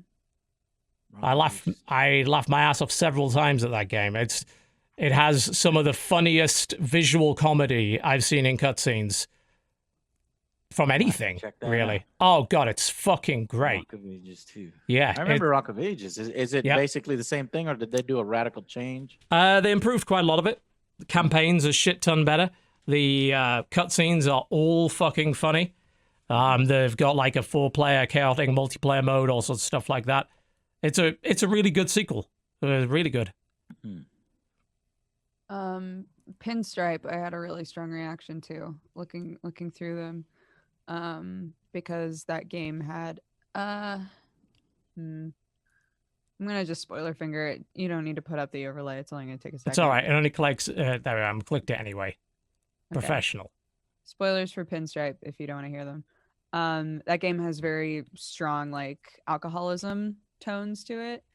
About like specifically a dad with alcoholism, and it just fucking that game really got me despite how ridiculous it is. Like if you just play the first half of the game, you're like, this is a stupid it's a good game, but like the humor in it is really dumb, right? But then like after you've played through the whole thing and all of the pieces start to connect, it's really, really melancholic.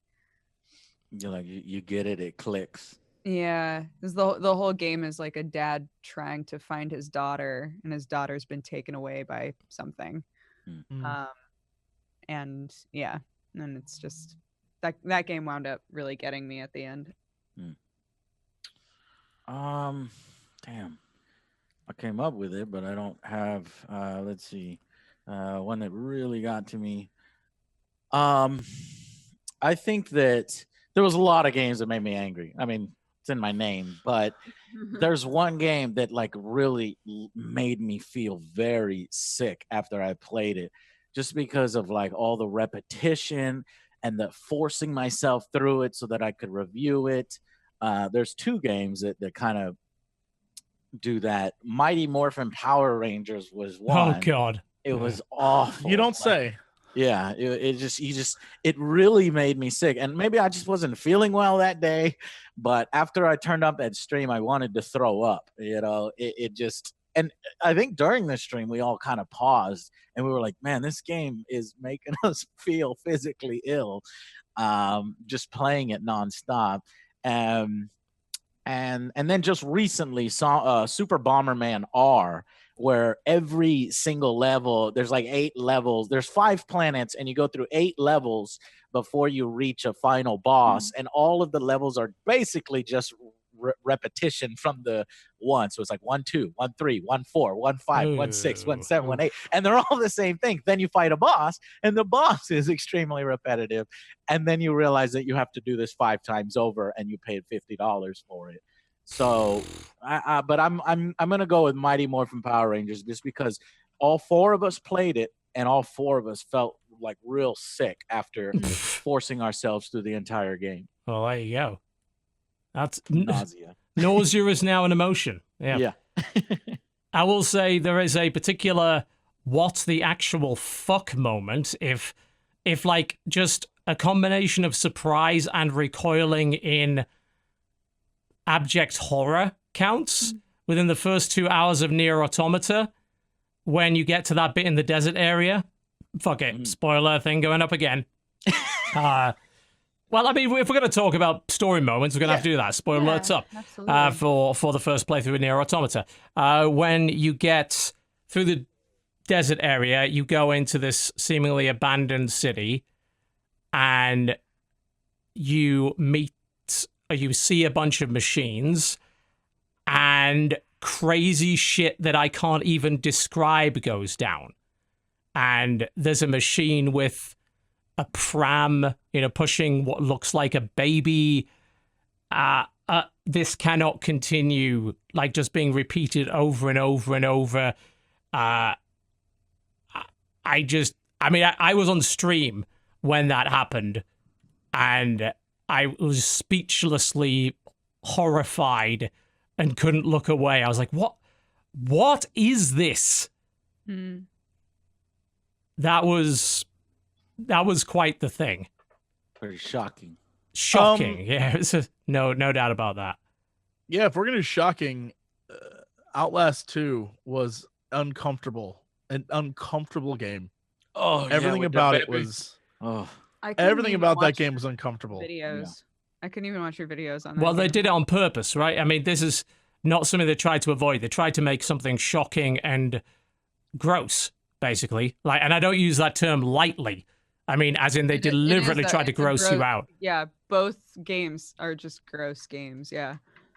Yeah, I mean, we're talking like Hostel level of kind of torture porn, gross out stuff. Yeah, this one way more. Like the last one was like, I'm a guy and I'm going to cut your dick off and bang the hole. Oh, I'm a bad guy. This one was, let's turn that up to 11 and get real effing weird with it. And it was not cool. We were the entire time like, the fuck? I mean, it was messed up. It was forcing that? Do you think it was just trying really hard, or did you think it was genuine? I mean, there were a lot of moments that I felt were very much them trying very hard. But the underlying narrative and the things that are in the game are fascinating. Once you get past all the bullshit, like, because this one, they turned everything up to 11 where they had a crazy religious cult and then a crazier religious cult within that religious cult. And then they had just like dead babies everywhere for the sake of dead babies. They had like it was overtly horrifically violent, but underneath all that bullshit, which is why I feel like they could have told a better story had they not thrown all that crap at you to like deflect what was going on. Yeah, there is something there that is fascinating, and they should have focused more on that than the shock kind of torture things. Yeah, and it all goes back to the first game, which is like there's this. It's very much like Stranger Things. There's a creepy organization messing with some creepy shit, and something got out. And this one isn't the same plot line, but it's the same creepy organization. And it's like, all right, where the fuck do we go with this? And you have to go through hours and hours of like, I'm the prophet, and I'm gonna murder this woman and her baby. And it's like, the fuck? It's bizarre. And the crazy thing is, the subplot of the game is, or not subplot, I guess the main plot is you're trying to find your wife. The two of you crash land in a helicopter. Suddenly she's pregnant. That alone is like a crazy weird thing that could have been, this is the story. Like, how does that happen? And the cult's like, it's the Messiah, baby. And right. And it's like, wait, is this an illusion? Is this real? Is this fake? That alone's good enough for me. But then they're like, yo, let's make this really gross. And I don't like that stuff. Yeah. Since we're talking about like big reactions to things, and Jesse, you play like a ton of scary games because you've got Scary Game Squad. Was there a game that like legitimately like scared you this year? Man. I don't all right. Games really, so I can't. This isn't like a category that I could answer, but I figured. Right. Jesse. There were a bunch of games like Resident Evil 7, phenomenal game, like truly, like a masterpiece. Considering the other Resident Evils we've seen, but even in that, Yeah, it was a great story. nothing scared me as much as the first DLC for Little Nightmares. The first DLC literally is, Fuck. you have to go through the water and avoid something under the water that looks like an evil granny that's trying to drag you under the water. That is like prime Jesse fear territory right there. I am not okay with anything that happens. I don't want to be pulled underwater by anything. No, that shit terrified me. I was squealing. You say old grandma, that stuff creeps me out. That reminds me of that. What is it? Bill and Ted's Excellent Adventure or something like that, where that grandma's coming after you and give me a kiss. So imagine combining grandma with a shark, and that's literally what this is. It's the worst. I was like, I don't want any part of this. Man, I think I said this last week, but I really need to play the DLC for Little Nightmares because the base game has scenes in it that I remember so vividly because they were so well done. Yeah. You know? Also, I think even though I don't think it's scary at all, it's a fascinating game. And I know Observer is a game that's like, play it, try and figure out what the shit is happening in this game, but don't expect it to be like scary. It's just bizarre. It's fascinating to play. And I definitely like that one a lot, even though most of the rest of the world was like, it's not scary though. Why is this on Scary Game Squad? So with that said, it's not a terrifying game, but it was very like trippy. I can throw something in that was definitely a gut, sick to my stomach, I'm not okay with this in any way reaction. Spoiler up again. This is for spoiler for Wolfenstein 2. Quite early on in the game, they're doing flashback sequences, and there is a sequence where BJ's dad ties his hands to a post, takes the family dog, puts the family dog in front of him, puts a shotgun on his hand, and tries to force you to shoot the dog. Oh, fuck that. Yeah. Whoa. That, not okay. I have very specific rules, for instance, about there's a reason why there is a website about movies that will tell you whether or not the dog die or is there significant dog injury or dog trauma going on, and I will avoid those movies. Like Babadook. Stay away from Babadook. That scene was frankly ham-fisted and it's trying to sicken you. Well, it succeeded in doing that. Did it succeed in getting any actual character development out? No, it was just unnecessarily cruel and shitty, and I hated it. Have any of you beat the new South Park game? Yeah, I did. There's a scene in that game. Are we doing spoilers That- on this as well? Just Definitely let you know. spoiler alert. Okay. Yeah. This is I know spoilers for exactly South what you're Park, the Fractured Butthole. Fractured Butthole. Yes. There's a scene in that game that is designed to mimic scenes like that, but also mimic shitty no-win choices. And it does it for the effect of like, we're doing like get what we're doing, but literally the choice is, do you brutally murder your mother or do you brutally murder your father? Oh, And it is an awkward scene. It is like, I'm is. uncomfortable with all of this. I don't want to Because, do any. even once you like get to a point where you say to yourself like, okay, I guess I'm just gonna like choose this one, they'll like beg you to stop multiple times before you're actually successful at it. And they'll start Like, to give you like, go talk to your mom. Your mom knows this thing about this other secret. You're like, oh my God. yeah, So you go over to the your mom dad and then like, trying to get you to murder the other one. It's like it's such a fucked up scene. And then even after you've made the choice, all of the other kids are like, what took you so long, asshole? Right? Like Yeah. they just it's this horrifying situation that you get put into in the middle of a game that's been entirely about fart jokes. yeah. And then everybody's like, all right, cool, let's fucking move on with our dumb shit. it is yeah. very obviously designed. And it's one of the, Pointless. like, I love South Park to death, but so many episodes, they do like an episode that's like, this is the gross out episode that we did something just to be shocking. Mhm. And this is that moment where they, you know what they're trying to say about video games and about choices and about like, you get it, but it's like, this is, you gone too far here. Like, this is a bit much. Yeah, you done fucked it up. You ruined it, and that's why the sequel I felt wasn't as strong as the first one because the story had problems. It's like they were just rehashing the whole thing. Like, your dad fucked your mom. I was like, wait a minute, that happened in the first game, and we literally saw your dad fucking your mom. You know, so they just did the same thing again. Only here, kill one of them. Oh, I felt like in terms of okay. execution, Why? the second one was way better than the first one. Like, I enjoyed gameplay wise, I liked it in more. terms of story. I no. enjoyed the humor more.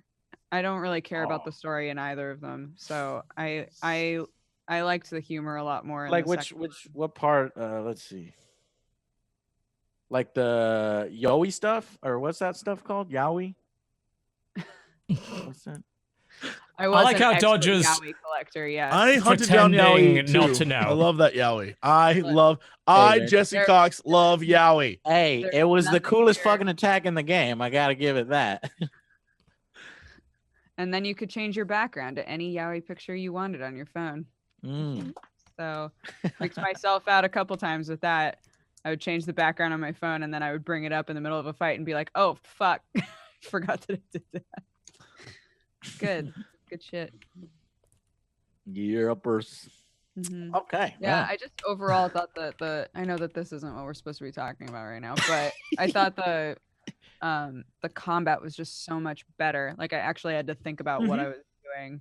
No, I agree 100%. I thought the actual gameplay much better. Customization was better too.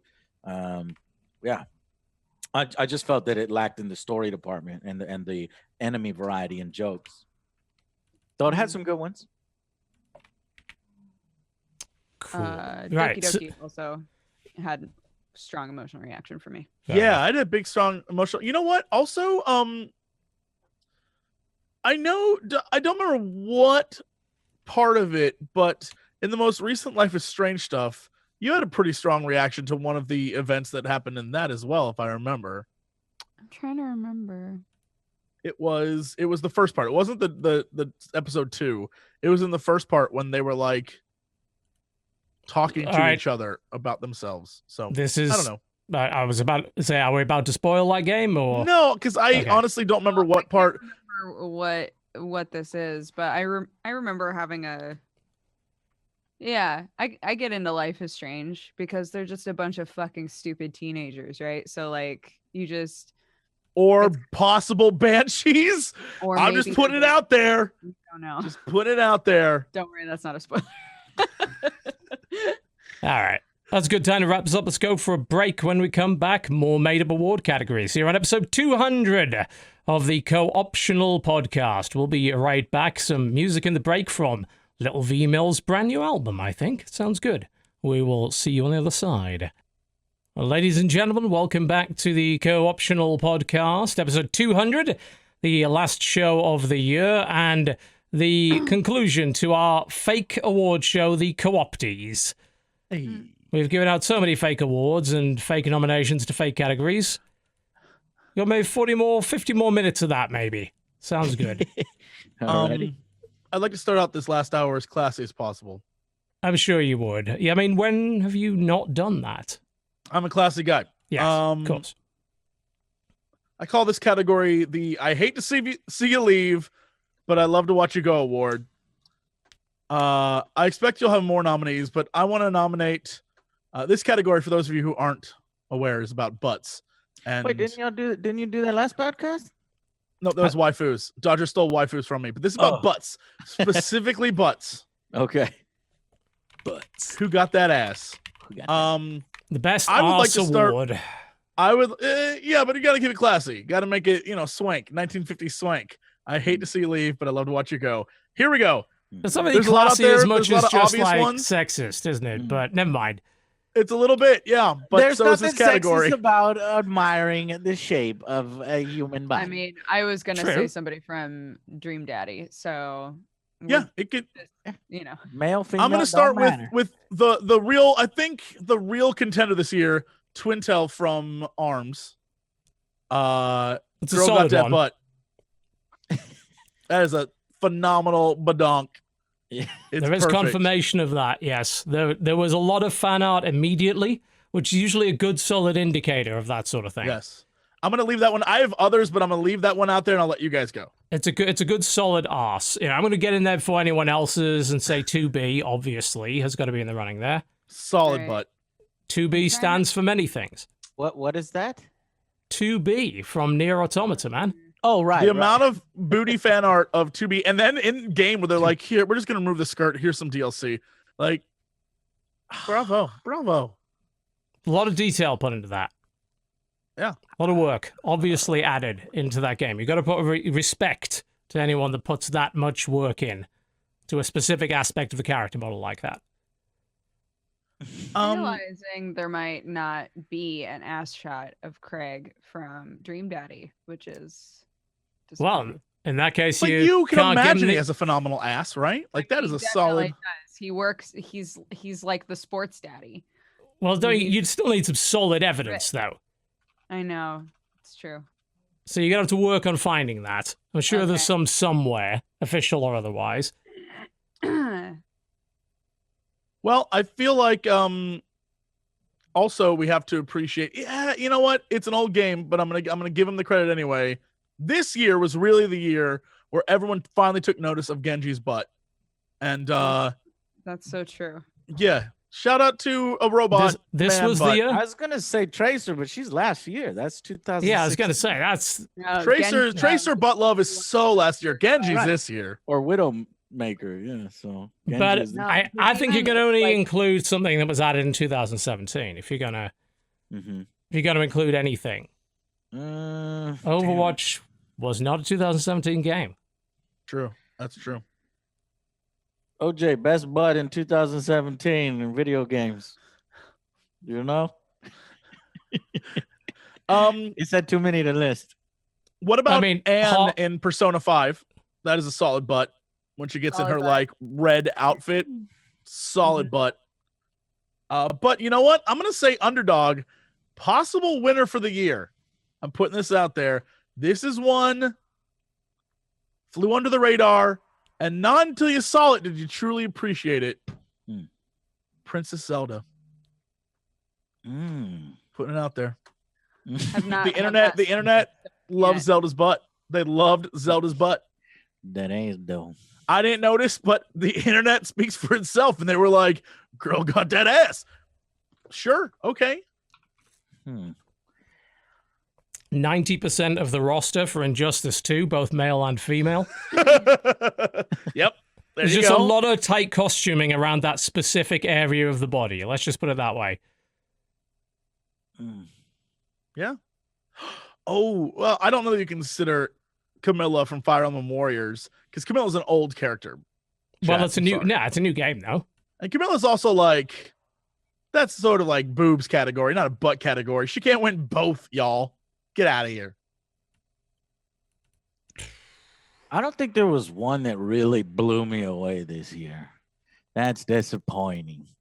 Otherwise, I would have thought of it immediately. They've been kind of hiding the butts, maybe a little scared this year with all the political correctness, but I don't know. There's plenty of examples in bad games I've played, like Road Rage, where the loading screen is the same throughout the entire game, and it's just this chick drawn with a ridiculously large ass. No face. They keep the helmet on her, so her only asset is the booty, and it's right there in front of your face. No, Chad. Baloy does not win best butt. Baloy wins best personality and best future wife of Jesse.com/marry me.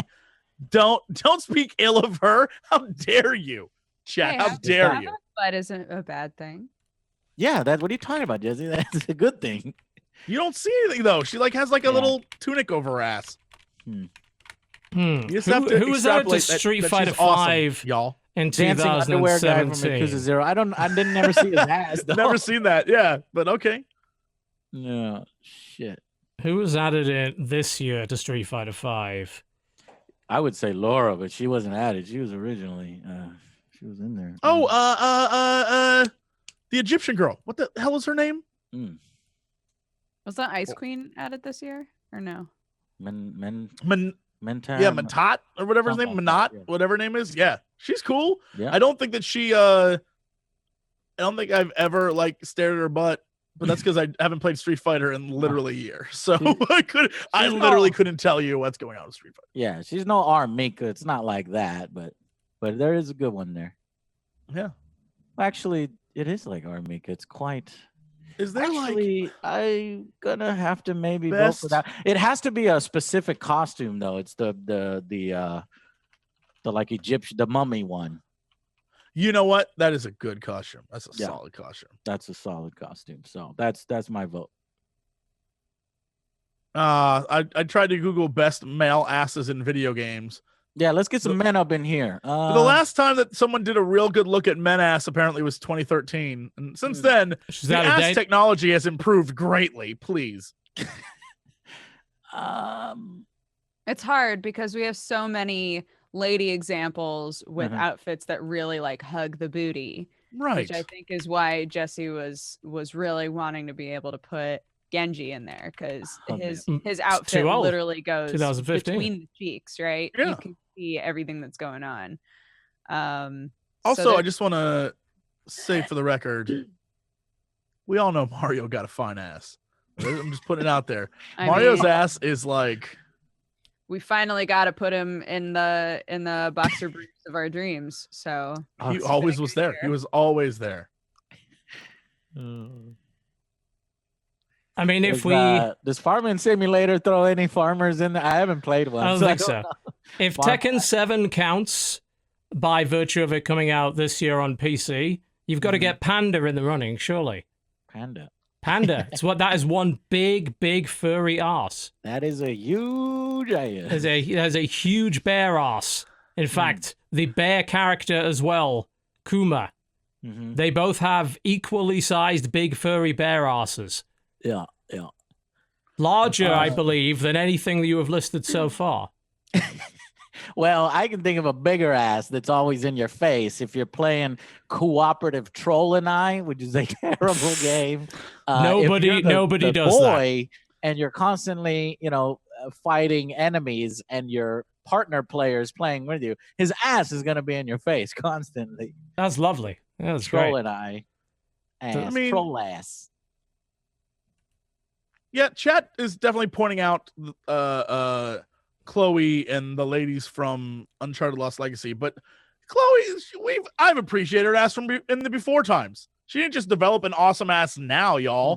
2017 didn't just give her a great ass. She had that shit. Yeah, they don't count. Bob from Tekken 7.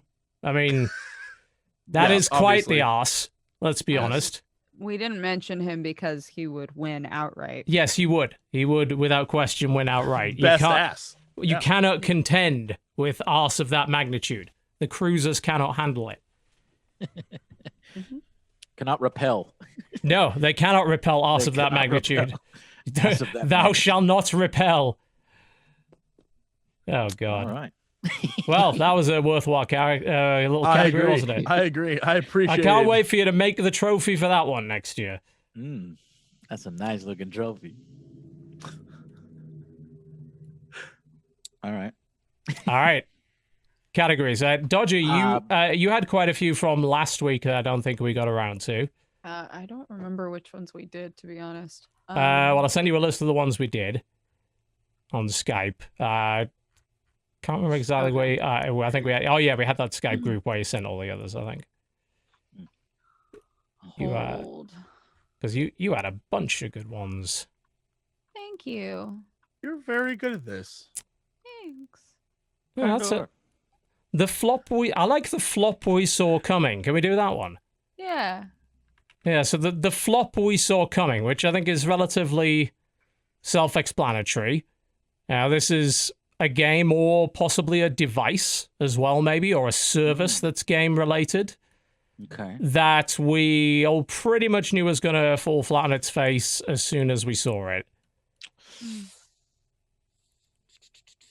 Let's see. I'll start, I think, with Agents of Mayhem. Yeah. From That's the a very great example. From the very first time I saw that game, Yeah. I did not in any way understand what the appeal was going to be. Yeah. So you stripped away the open world, you stripped away all the interesting stuff from Saints Row, and you gave us a basic playground where the enemies are super repetitive. Yeah, the moment I knew the game wasn't gonna be any good was I went to an event for it, and I was like, I can't wait to play this with someone else, and they're like, it's single player. I was like, what? Why?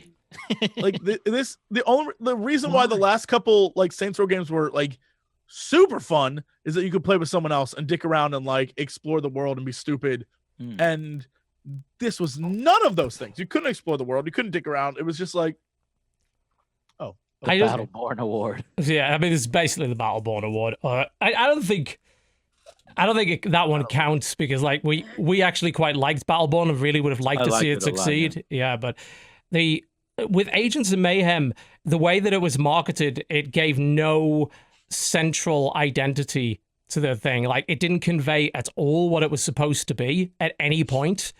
Right. It was trying to say, oh, well, it's original universe, but it's not because we've got Saints Row stuff in it. So what kind of game is it? Well, it's a hero shooter, but it's a single player, so it's a shooter then.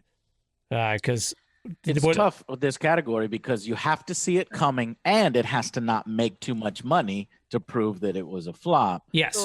Because I was going to say Farpoint VR, which was hyped up to be like the killer system VR app for the PlayStation 4 VR. And when it came out, it came with you got to have the gun, but it was just repetitive bugs. You're just shooting bugs over and over. And it was repetitive. It wasn't like what people thought was going to be the killer app, which to me is like Resident Evil 7 and horror games and stuff like that in VR. But whether it flopped, I don't know. We don't know the sales figures. I'm sure it didn't make too much money because there's not that many VR units. But I mean, with VR in particular, it's about like establishing a library in it. Like, they're investing in technology for the future. I don't think Sony expects to make a lot of money or maybe even any money on some of these. It's hard to maybe include that. Dodger. The one that I was thinking of when I made the category was Lawbreakers. Sorry. Oh, wow. Yeah. Like Lawbreakers, every time I saw footage of it, I was like, God, this just does not look like a game that's going to entice people to leave other games to play it. It did not do well. It had problems with its timing, right? Yeah. You think it was the timing or the gameplay? I think it's the messaging. Like the gameplay, in my opinion, is good. I like the game. I actually had fun. I went to play it. Yeah, I mean, I played it. I streamed it. I tried it a couple of years ago at PAX as well. The problem is, again, we're back to messaging. The way that they were trying to market it made very little sense. It was like, well, it's part arena shooter, but it's also part hero shooter. but we're not really sure which to commit to. It's like, oh, it's a hardcore game. It's hardcore. I think even the Dark Souls of multiplayer shooters was fucking brought up. And I think it was That's terrible. Oh god, Yeah, that yeah. doesn't sound fun. No. Yeah. Cliff Blazinski actually said that. No, oh my god. The Dark Souls of competitive first-person shooters. D. It's like, what the fuck are you talking about? That doesn't mean anything. And secondly, it launched with a price tag. It's the Skyrim of first-person arena shooters. It's a multiplayer first-person shooter with no single-player campaign, with fairly limited content, with a price tag. It's a new IP in an already niche market that you have deliberately designed to have a high skill ceiling that you haven't explained properly to anybody. I mean, that game's tutorials were pathetic. Like, most people didn't even understand the main mechanic. As much as I would have liked that game to succeed, yeah, we kind of saw it coming a mile away, and why they still haven't gone free to play with it is just blowing my I don't mind. think anybody plays it right now. No, they don't. They don't. There's a tiny, tiny number on PC. I don't know what console's like, but PC, terrible. Steam currently has it at 11 concurrent players, which is actually only just enough for one match. Wow. Yeah. Did kind of see I it brought this coming. up You're right. earlier, and this is a good one. But was that this year? Bethesda's Creators Club? Yep, it was. That's huge. I mean, I saw that coming. It's just going to be crap on there. Yeah, I mean, you're charging. Yeah. So. Everybody saw that, and when the first announcement was bad, and the only hope was, well, maybe you've got something up your sleeve, something incredible that you're going to launch with the club. And then they launched the thing, and it's the same shit that we thought was just a joke, that we thought it was like prefab or just examples of what could be there. And then they actually launched with that. Of course, that was a fucking disaster. Like, that no one was going to be happy with that. Paid mods. And shitty ones at that, when all this stuff is free. And I'd rather support the actual, creators directly with the donations or something than. Yeah, mate, if you're going to basically mercenary out that content, then it better be damn good mercenary content. But cabinets, but what were some of the items? The worst part was the items that they put up there. It was a shitty little furniture pack, and there was like a 1,000-piece furniture pack you could download for free. So they couldn't even justify the fucking piece of armor. It's farcical. Wait. I could just say 11 people are playing it right now. That means like the devs and aren't even playing nobody that made the game or their families are even supporting that game. Oh, dude. That is crazy. I think we have to consider the real contender here. That is Knack 2. Oh yeah. Knack 2. A game everyone didn't want the first one. That was this year? Yeah, that came out in September. Oh, I can't believe I forgot about it. No, it's good that you forget about it. That justifies your point. Like, it is. No one wanted the first one, right? And they released a second one, and even more people were like, "Who wants this game? No one's gonna buy this. Definite flop." Oh yeah, Knack 2. I gotta get that Knack 2, yo, for PS4. Oh, nobody was ever saying that one. Ironically, it's Knack. All 5 people that were waiting for a sequel to that one. I like how in chat people are like, "Wait, there's a Knack 2? Yeah, there's a Knack 2. Yeah, it really exists." Knack. And it did not do well. No, it did not. No, it didn't. That's the one right there. That is the one. Well, Lawbreakers makes a pretty good 11 concurrent. I bet you there's more people playing Knack 2 than there is playing Lawbreakers. Safe to say, yes. Because kids, you sit down a kid in front of it and say, "Hey, play this. I gotta go." Yo, because I clearly did not understand the Knack fandom or whatever is going on with Knack. I was like, why are people obsessed with memes of Knack? It's so I went online and literally, it's all donkey. I went online and literally watched how people release those, like the movie version of a game, and it's just the cinematics. I watched that for Knack. Knack is a very adult game. Like a dude gets impaled and shit. Like people die. You're like, Wow. I thought this was a kids I thought it game. I was thought this a was like kids game, Mario. Nope. So all adult humor? Some pretty of much. no, Yeah. no, not really. No, No. Knack 2. there's some. Snack 2's got some really stupid fucking dialogue in it. I'm the sure it only does, reason, but Knack 2 was like, the whole that was adult. the whole ironic Knack fandom thing is purely because of Donkey. He's been referring to Masterpiece. Knack 2 as the masterpiece for the last 2 years. That's all it is. That's literally the only place it's coming from. Yeah, I love that guy. So good. So funny. Any other flops that we saw coming a mile away? There was no Man. hardware, right? That No, came not out. really. Peripherals, maybe no. Peripherals wise, Well, I don't. no, I'm curious nothing about too crazy. What you guys think about, because for everyone saying it was going to be a flop, and for as many people who shit on it, Mm-hmm. people still play the Marvel vs. Capcom Infinite. Mm-hmm. Like everyone was like, this game's going to suck. Even I think it still kind of sucks, but like, Yeah, the single player, but and I think I gave it like a 6 out of 10. But honestly, the gameplay is pretty easy to get Yeah. into. yeah, As a like You can play fighting it game, it's over and relatively over. solid. I tried to make that point solid, but was it a flop? In terms did of you see- sales, I mean, it's definitely underperformed. Uh-huh. It's not a complete disaster though. Like it's doing fine enough, and we'll see what its tournament scene ends up being like. Right, if it's included at all in the game, the fighter scene. Yeah, and it will get better. I don't think there's a question about that. I don't think it flopped. No. I think it just had a lot of negativity going into it. It wasn't a complete disaster though. It didn't sell like no copies.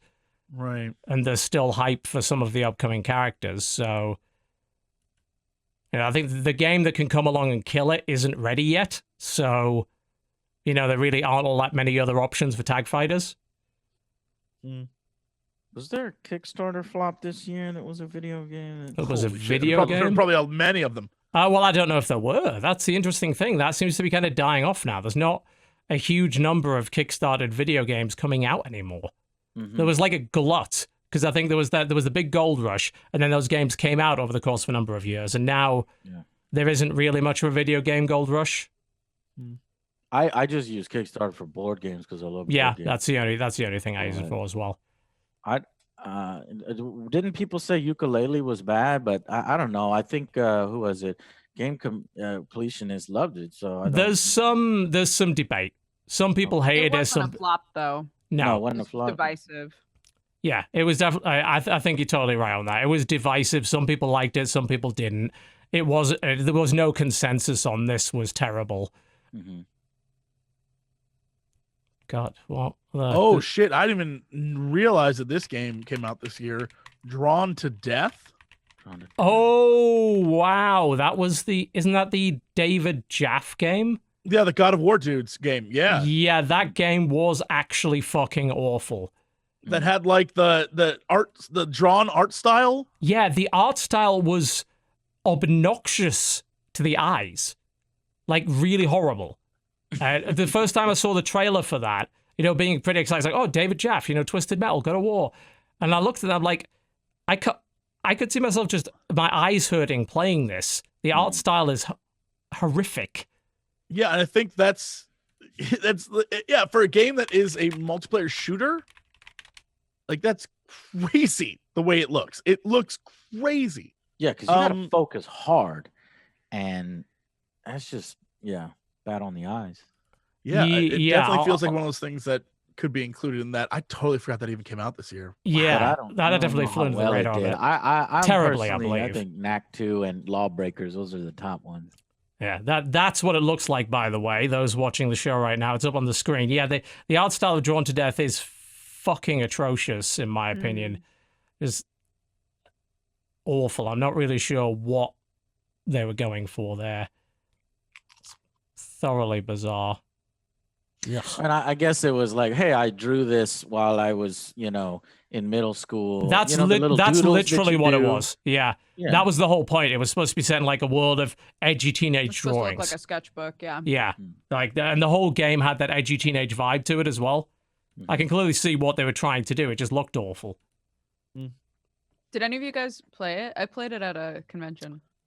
I have never played it. I No. watched Jim Sterling. It was play okay. it, and was yeah, alright. it wasn't all that bad. but- Jim Sterling's just terrible at video games, though. We all know that, right? I don't know. Yeah.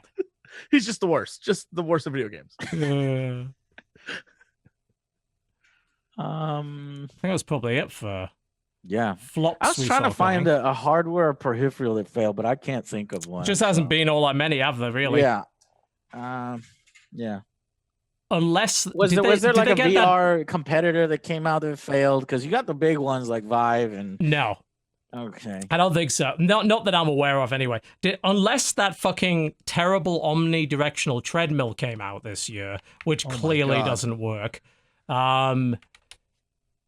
I don't think guys. I don't think PlayStation or any of the legit VR has been proven to. No, none of that's those are not- flops. Yeah, you know? none of them. Yeah. When they've shifted like And that a million technology is units early, plus. You know, we're still in the early phases of Yeah, that. that's not in any way a flop. It's never going to replace gaming or anything like that. So obviously, if you're putting it on that kind of scale, it hasn't replaced real gaming, then It's not that's unfair, it should never. right? Like it should be an option. Yeah. Like not every game is suited to it. But it's nice for it to be there, and it can also create new genres of games. So that's cool. Yeah, You I have like, it I all- like the Resident Evil 7, where you can either play it the way you want, or you can go further and you go VR. You play it that way. Yeah, that's an ideal situation for a lot of games. Yeah, But yeah, hardware wise though, they have fulfilled some shipment of the Vertex Omni, and everything that I've heard about it is that it's fucking useless for what it is. yeah. Then there's your hardware example. Yeah, so if there is a hardware example, it's probably that. But no, I mean, VR 1 didn't come out this year anyway, so it doesn't count. And there's certainly the consoles done. I was like, someone like Xbox One X. Like, no.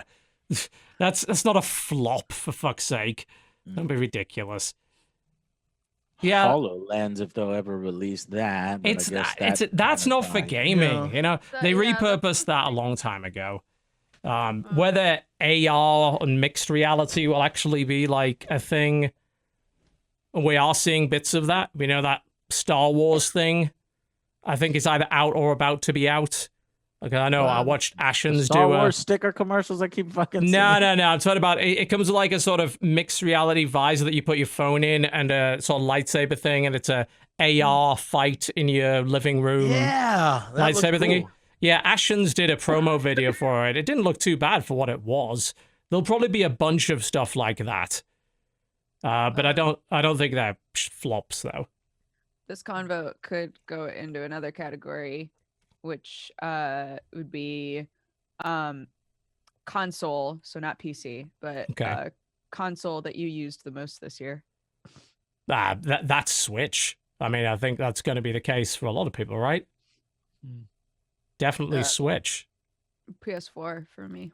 Yeah, probably PS4 or Switch. I think PS4 edges it out. Yep. I mean, unless the rest of the year is going to count because I'm using my Xbox One X as a 4K HDR Blu-ray player. I can't remember the But- last time I turned on my Xbox. Hey, I was quite surprised when I plugged that thing in, the amount of backwards compatible games there are now from 360 and shit. Oh yeah, Fuck Yeah. And I've got like fucking Guardian Heroes runs on that now. I'm like, Nice. yeah. And Soul Calibur, the original. And Soul Calibur 2 is I on still there as want well. Gladius from LucasArts. Do you remember that? That's original. Oh, yeah. Xbox. Yeah. They're doing some good shit with backwards compatibility on Xbox. Give them credit for that. Definitely Switch, though, for most used console. No doubt. Definitely some PS4 for... Hell, if Persona wasn't in the mix and you went by pure hours, the PS4 would probably almost edge it out, but yeah. For different games and because it's portable, the Switch.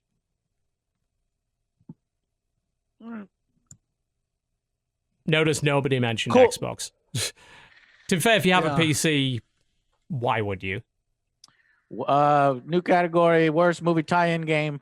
Ghostbusters VR, Ghostbusters VR, Ghostbusters VR. Winner, chicken dinner, moving on.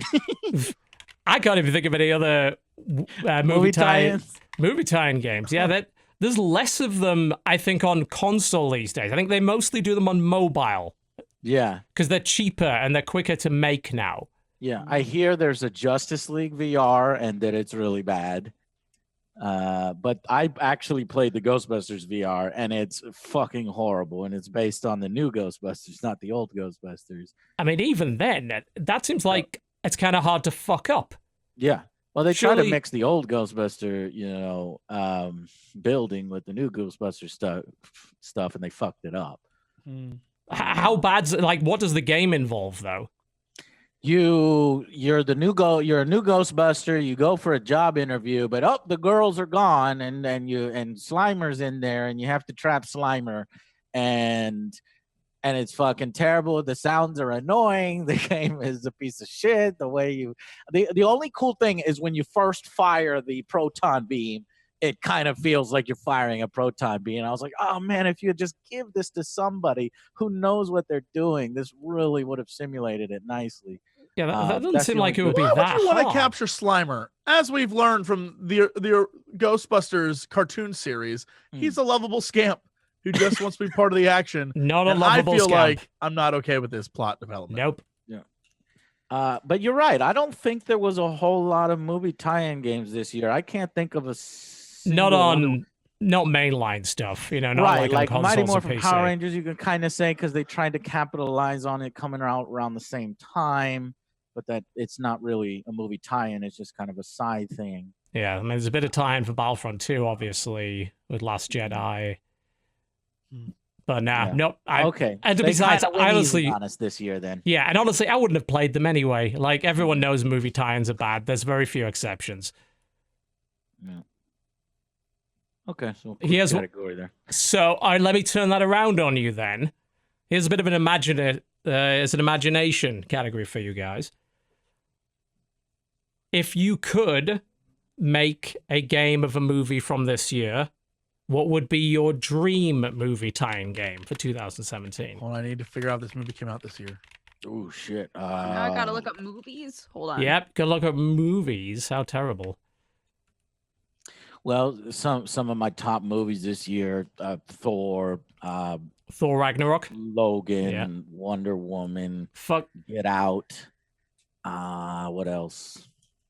I would love to play a really good, and bear in mind, one already existed, a Blade really Runner. good, edgy, super violent Wolverine game. And there was one a while ago that was actually quite good, a kind of God of War-esque thing where you could take so much battle damage, you'd literally be able to see through Wolverine, you'd see his organs and shit. That was a real thing. Logan in particular, though, like, I'd like to sort of see the aging Wolverine and going through a bunch of shit. I think that would be pretty cool. Good one. Check him out on. It's was John Wick 2 this year? I think Yes. it was, yeah. Just to imagine, like, in that world, that lore and the mythos of being an assassin, creating your own assassin, kind of open world, getting contracts and stuff like that. Of Yep. course, that's probably the easiest one to fuck up and give it to a bad company and then get real boring, generic enemies and shit. But if you give it to the right people, John Wick 2 would be incredibly cool. Oh, yeah. There's all sorts of possibilities with a game like that. Wasn't there a John Wick game, or was it a VR? I think it was a VR thing or something. Little VR. John Wick Chronicles.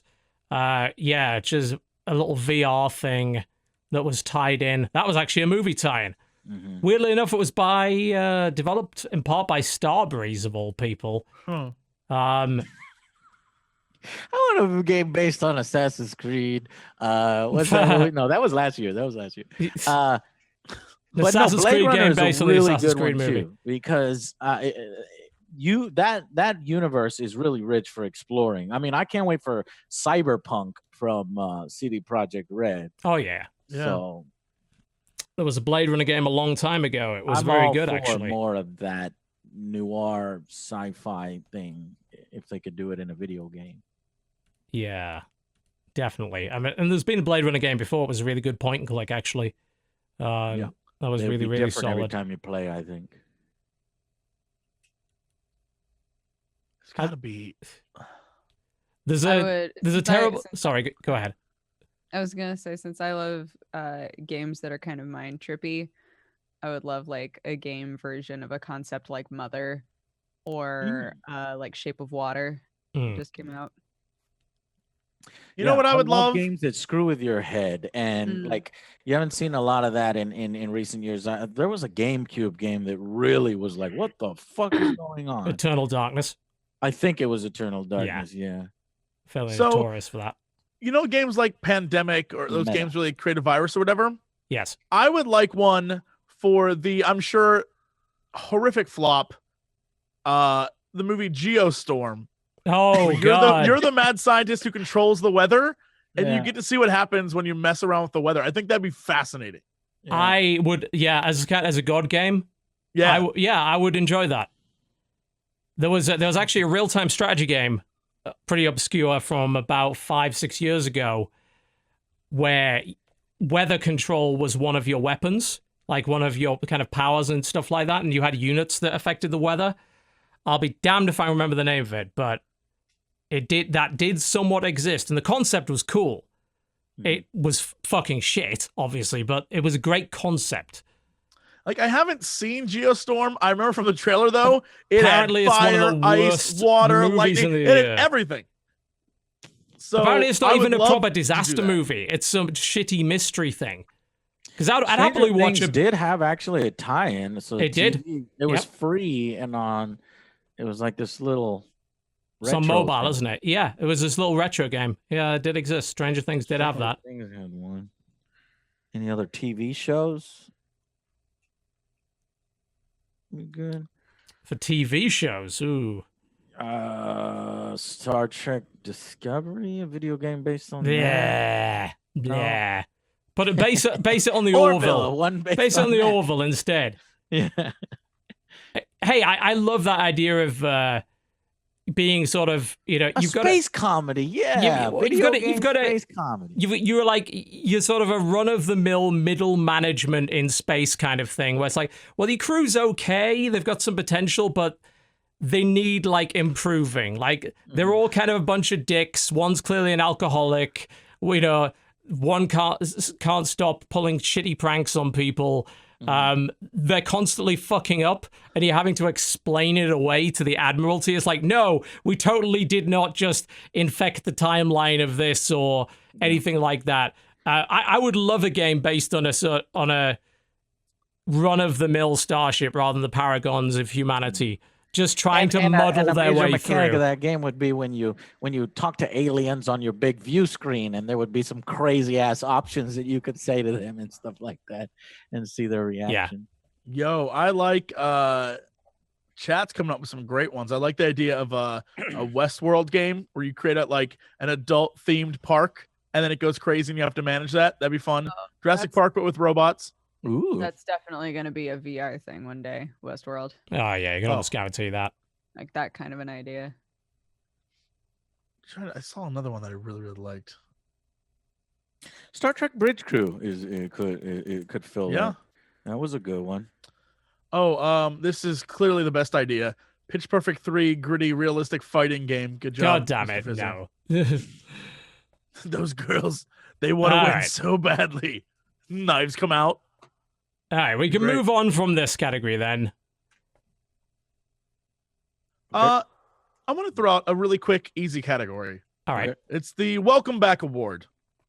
Okay. A character you haven't seen for a long time that came back this year, and you were pleasantly surprised. There's some obvious choices. Mhm. I'm going to start out with an obvious one. Getting Sonic back in the form of Sonic Mania, not the other Sonic game. Yes, real A Sonic. good Sonic game. Welcome back, Sonic. It's nice to have you. Yeah. Yeah. I think Sonic fans are excited right now because they finally got some good shit. definitely Mario Odyssey. I enjoyed that game way more than I thought I would. I Yep. was like, oh dang, this is a really fun Mario game. Welcome back, Welcome back, 3D Mario. Mario. Yeah. Mm. Because 3D Mario and 2D Mario might as well be different characters, let's be honest. They got completely different skill sets and all sorts of shit like that. So, yeah, I guess that's welcome back from Galaxy. Or, well, 3D World was the thing as well, wasn't it? But, yeah. In terms of scope, definitely like Galaxy from the Wii. Welcome back. I mean, there's a lot of obvious just fighting game characters that have been brought back, so that's kind of a bit of a cheat. Yeah, Injustice 2 characters, but I'm not a big fan of Evil Superman, so I'm gonna skip that one. There are two very obvious Nintendo ones that came back this year, besides Mario. Oh, besides Mario, Zelda, right? Yeah, Link and Zelda are back, which was a huge game this year. Mm-hmm. And I think, even though it wasn't as big a game, it clearly showed that they still kind of maybe cared. And that's that we got a Metroid game. And I Samus wish actually Zelda was in it. showed a up little again. more, though. Huh? Yeah. Oh, in Breath of the Wild? Absolutely. Yeah. Yeah, I wish she was in it a little more instead of all the flashbacks. But I would never say welcome back to the Rabbids. No. As great as Mario Cross Rabbids was, as great as Kingdom Battle was, I'd Back never say Rabbids. welcome back Rabbids. no, that should never be never- a sentence. We never liked them in the first place. We only like them because the latest game they were in is good. Yeah. So no. What no. about isn't there a Nintendo mobile game, or not mobile, but 3DS Metroid? Metroid was on 3DS. Yeah. Yeah, that's what I'm saying. Yeah, Samus is back. So that's welcome back. Oh, that's what you said. Yeah. Yeah. God, there's got to be some stuff for PC because we always bring shit back. But I'm trying to think of specific, like, anything specific. Mm-mm. Welcome back, Dealer from Hand of Fate. Fair. Yeah. And the Fate 2, yeah. Yep. It's been a few years since we've seen him. Yep. Welcome back. yeah, you know what? Oh, that's kind of a spoiler, but welcome back character who shows up at the end of Resident Evil 7. That was one of my happiest moments in gaming. I was like, But doesn't he have DLC? he does. Yeah. So Okay. Chris Redfield, I was so happy when he showed up. It made my life. Hmm. So Have you Welcome played back. that? Is that's out, right? Yeah. it just came out. I have not played it yet. No. Okay. Yeah. Welcome back, Skyrim. Get the fuck out, chat. Get out of here. You Go can do home. Welcome Back Yakuza because they did a remake of the original, Yep. Hmm. right? So I mean, considering the last time they released that in the West was for PS2, yeah. Getting that back is pretty cool. I don't honestly have much for that one. All right. Yeah. But he said it was a quick one. Yeah, it's quickie. I can't wait for Red Dead Redemption 2. But that's next year. I just gotta hold. Don't know about that. Like I say, you got to see one giant multiplayer mode, and you get to buy Shark Gold or Right. whatever. Sarsaparilla, shark Ooh. sarsaparilla. Sarsaparilla. Got time for a couple more before we wrap the show up. Okay, best mobile game distraction that you play on the toilet. Your little mobile games. Titanfall Assault by far. What's Mine that? came out last year, so I What- can't. That doesn't count. What did you say? Oh, no. Titanfall Assault. Oh yeah. That's Yeah. last year though, right? Alf? Yeah, my game is it came out last December, so it doesn't count. I liked South Park Phone Destroyer. That was pretty fun. I liked that one. Yeah, as I recall, Dodger liked that quite a bit. Mm-hmm. I'm trying to remember what the name of this game is. That it's like a potion game, but it's just called MM on the phone. Fuck. Miracle Maker? Yeah, Miracle that sounds Maker, right. was it? It's something like that. Yeah, it's like a game where you create potions. That game is really fun. Miracle Merchant. Oh, Miracle Merchant. Yes. And when did Monument 2 come out? Monument 2 came out this year? Yeah, it did. Mm-hmm. That one was really So great. Monument 2, yeah. I mean, Reigns Her Majesty just came out, and Yep. that game is fantastic as well. That it was. Yep. The release of Phoenix Wright this year as well. Oh yeah, the Ace Attorney or Spirit no, of Justice. It's, Yeah. Miles. Oh, they brought the Edgeworth game I just out bought as well. that one. I'm playing that one now. Yeah. Those are definitely good mobile distractions. I mean, those are basically full games at that point, Yeah. which is nice. Yeah. And then, of course, you got Darkest Dungeon on mobile now as well, which is a massive time vampire. What else did I play the hell out of on mobile? Keep me up really late at night. Sunless Sea was ported over, I think, this year. Yeah. Those are like almost not sort of toilet distraction appropriate because you could play those for hours. Yeah, that's true. That's true. I'm trying to figure. There's some good How puzzles. dare you judge Joe's toilet time? That's the only time he gets Spend away as from long other as you Joe. need to. Closes that door, he's by himself. Indeed, that's fair. Joe hates that I use the iPad when I'm on it. He's like, that is not sanitary. I'm like, Joe, I wash my hands. I don't. Oh dear. Yeah, and there was like that. I played a bit of that WWE Champions game this year, which was just the match 3 wrestling game. That was all right. I haven't played that one. They just released a It's wrestling fucking one where it's terrible. more like what do you call those new fighters? that It's they're awful. doing? Yeah. Really, really bad. I've played it at WWE Mayhem. One that wasn't bad in that genre, though, the Skullgirls mobile game. That was good. I haven't played quite a bit yet of to that. actually I didn't get even know they through put that and on. play a bunch of it. It's good. For a little swipe touchscreen fighter, it's pretty good, actually. Cool. All right. We've got time for like maybe one last category, something to wrap everything up. So it could be the most possibly pointless category we have. Oh, I blew all mine. Jesse, did you have one?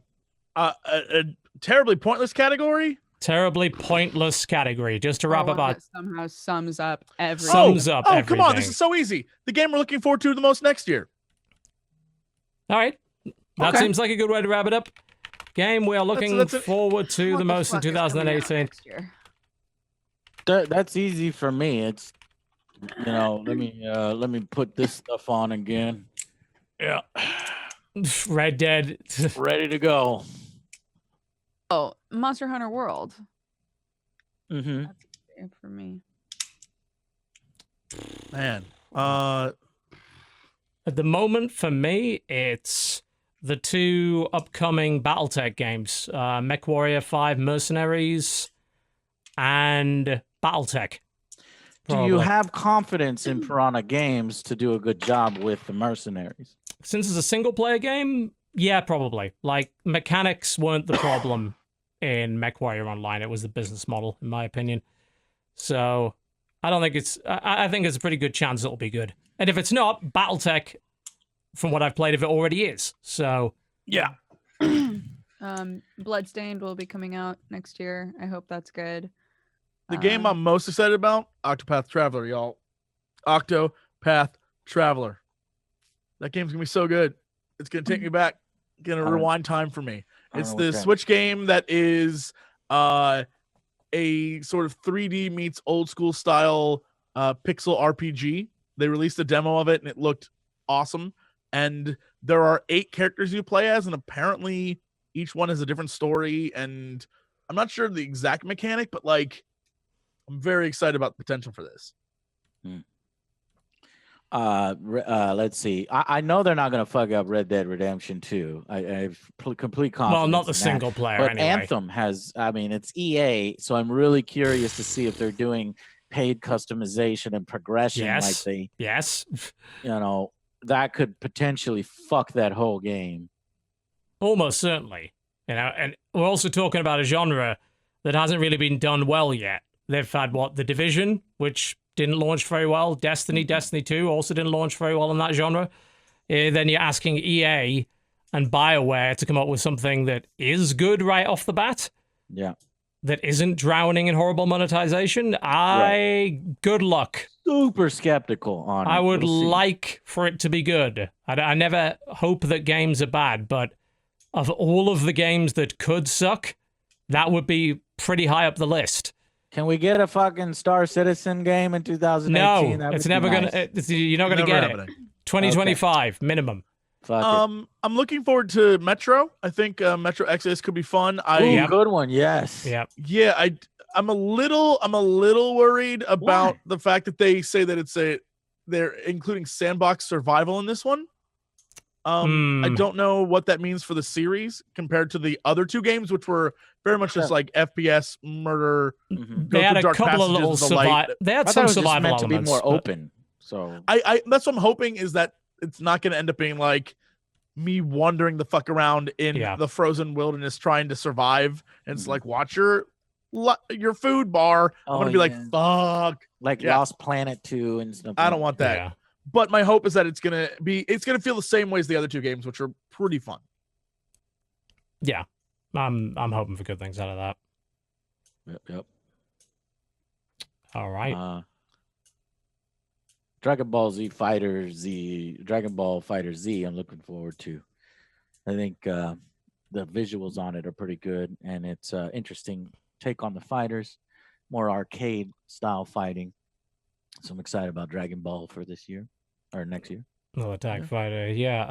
I don't really care about it because I was never into Dragon Ball, so I don't. It's like if I don't care about the roster, I'm not really going to care about the game, even though I Were like. you into The Last of Us? Is that coming out next year? Yeah, it's supposed to be in it. Possibly, yeah.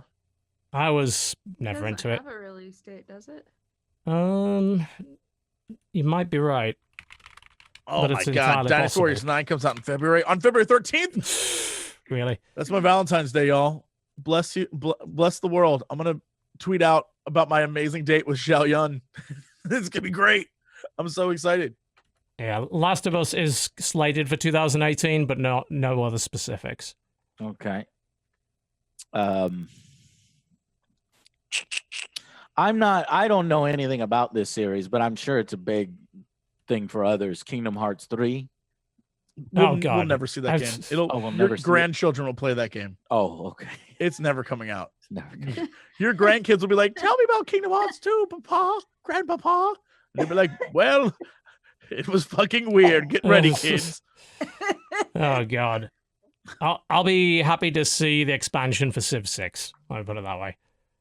Oh man. It's always where Civ games get good, by the first expansion.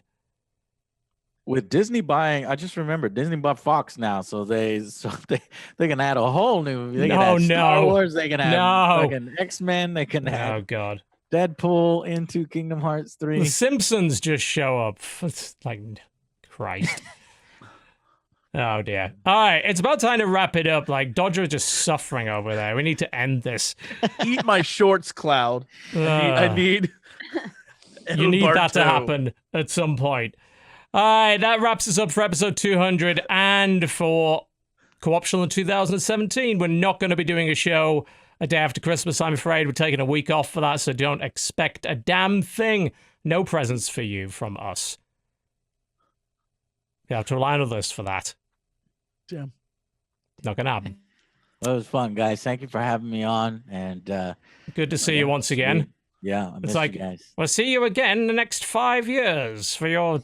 It's like bi-decadely appearance or whatever it is. It's like class You can have me reunions. back sooner than that. Yeah, it's exactly Let's like next year. Something like But thank that. you guys. It's been awesome. Thanks a lot for watching, guys. We'd like, of course, to let you know what's coming up on our channels this week. If anything, Jesse, what's coming? What you got? Yo, finishing up Life is Strange stuff with Dodger, and Scary Game Squad obviously is going to check out Resident Evil 7's DLC. But other than that, I would say hit up either on iTunes or on SoundCloud the Star Wars New Canon Book Club. We just did our review of Last Jedi, and Ooh. it is about as contentious as every other conversation on the internet. There is Mhm. someone in our group who loves it, someone in our group who is not pleased, and I am stuck in the middle like, y'all, what if we just got along? So it's great. Get ready for that. Jesse, literally, I work in the office right next to Jesse, and let me just tell you, he spent so long trying to fucking equalize the audio of three men screaming. It is So It is- please honor his hard work and just listen to the When, fucking. when is We- it up? When is it up? I'll do It's it. it's already up now. Okay. I Cool. tweeted it out a bunch. It literally is for those of you who don't know, our podcast is just us going through the new canon for Star Wars. We read the books and the comics and the TV shows and whatever, and we see the movies. But this one was, we had just seen the movie. It was midnight on Saturday night, and we recorded until 4 a.m. Ooh, raw impressions. Those are the It best. was the second time we had seen it. So it was like we had just come out. We had now new thoughts about it. We were coming at it from a different angle, and still the things people hate. A lot of people were gonna be like, "Oh, you guys are like gonna jerk off over the movie about how much you love it." Y'all get ready for this one. There is love and hate and joy and shame and anger and all the emotions crammed into 4 hours of men just falling apart trying to like find a middle ground in this movie. So get ready, y'all. Good Get ready. Lord. Dodger, go and lie down. I'm going to. No more content this week. Yeah, guys, I'm going to England to spend Christmas with my lovely British family. Ooh. So yeah, most of what I'm going to be doing is finally getting VODs up for old streams. I will not be streaming tomorrow, but assuming that I feel better, I might be able to do a little stream Thursday morning. So I'll let you guys know about that on Twitter. And please check out my coffee company. You can find it at dodgercoffeeco.com. And yes, I'm going to go sleep. You do that. Joe, what you got coming up? Oh, well, 3 things. We got Jesse was just talking about Last Jedi. If you go to my channel right now, I got top 22 reasons why The Last Jedi made me angry. So you can get exactly why people are thinking it's divisive and maybe why some people didn't like it as much as others. You could just watch one video to kind of figure that out. So we try to organize our ideas there. I promise you it's not 4 hours long. It is pretty long. I think it's like an hour. It takes a lot to get through. So I'm not surprised it is 4 hours. And then the second thing is the top lists. I always do that towards the end of the year. So stay tuned for top best, top worst, maybe top disappointing, since there were so many disappointing this year. And yeah, that's it. And then the last thing is, I'm still been working hard behind the scenes on my board game. When that gets closer to completion, I'd love for TotalBiscuit and Dodger and Jesse to play it. Jesse's actually played a little. I've seen it before. So that comes out in March 2018 on Kickstarter. Our Street Fighter, Mortal Kombat, and Dragon Ball Z board games, miniature games. It's all pre-painted miniatures. You don't have to do nothing. It looks beautiful on the table. And we'll start with the first one, Street Fighter, in March. So yeah, those 3 things. Congrats, Cool. man. That's awesome. As for me, working on probably finishing off the top 10 for this year. As to whether or not Arbitrary Awards is going to get finished this year, I really don't know. It's kind of down to whether or not my health stays stable and all that kind of thing. So haven't really had a lot of chance to work on it. So if that doesn't happen this year, I apologize. We'll certainly get the top 10 of the year out. Regardless of that, do remember to check out our merch store. That's at TotalBiscuit.shop. That's TotalBiscuit.shop. We have put long sleeve t-shirts in by popular demand. So feel free to go and purchase any of our old popular designs, as well as a couple of new ones as well. Aside from that, if you are a little bored today and want to pick up a game, chrono.gg/TB has Cryptarch, which is a pretty cool twin-stick roguelite shooter in which every bullet literally costs money. It is a $5 mech shooter game, and it's pretty damn awesome, and you can get it at chrono.gg/TB if you so desire for the next, I think it's 18 or so hours. If you're watching this in the VOD, the sale will be done, but there might be something else cool on there, so go check it out regardless. We're about done, folks. Thank you very much for watching the 200th episode of the Co-optional Podcast. As I said, we're taking a break next week on the 26th, just after Christmas. We will be back sometime in the new year. Keep an eye on twitter.com/TotalBiscuit for updates on that. Thank you very much for watching, and we'll see you next time. Goodbye.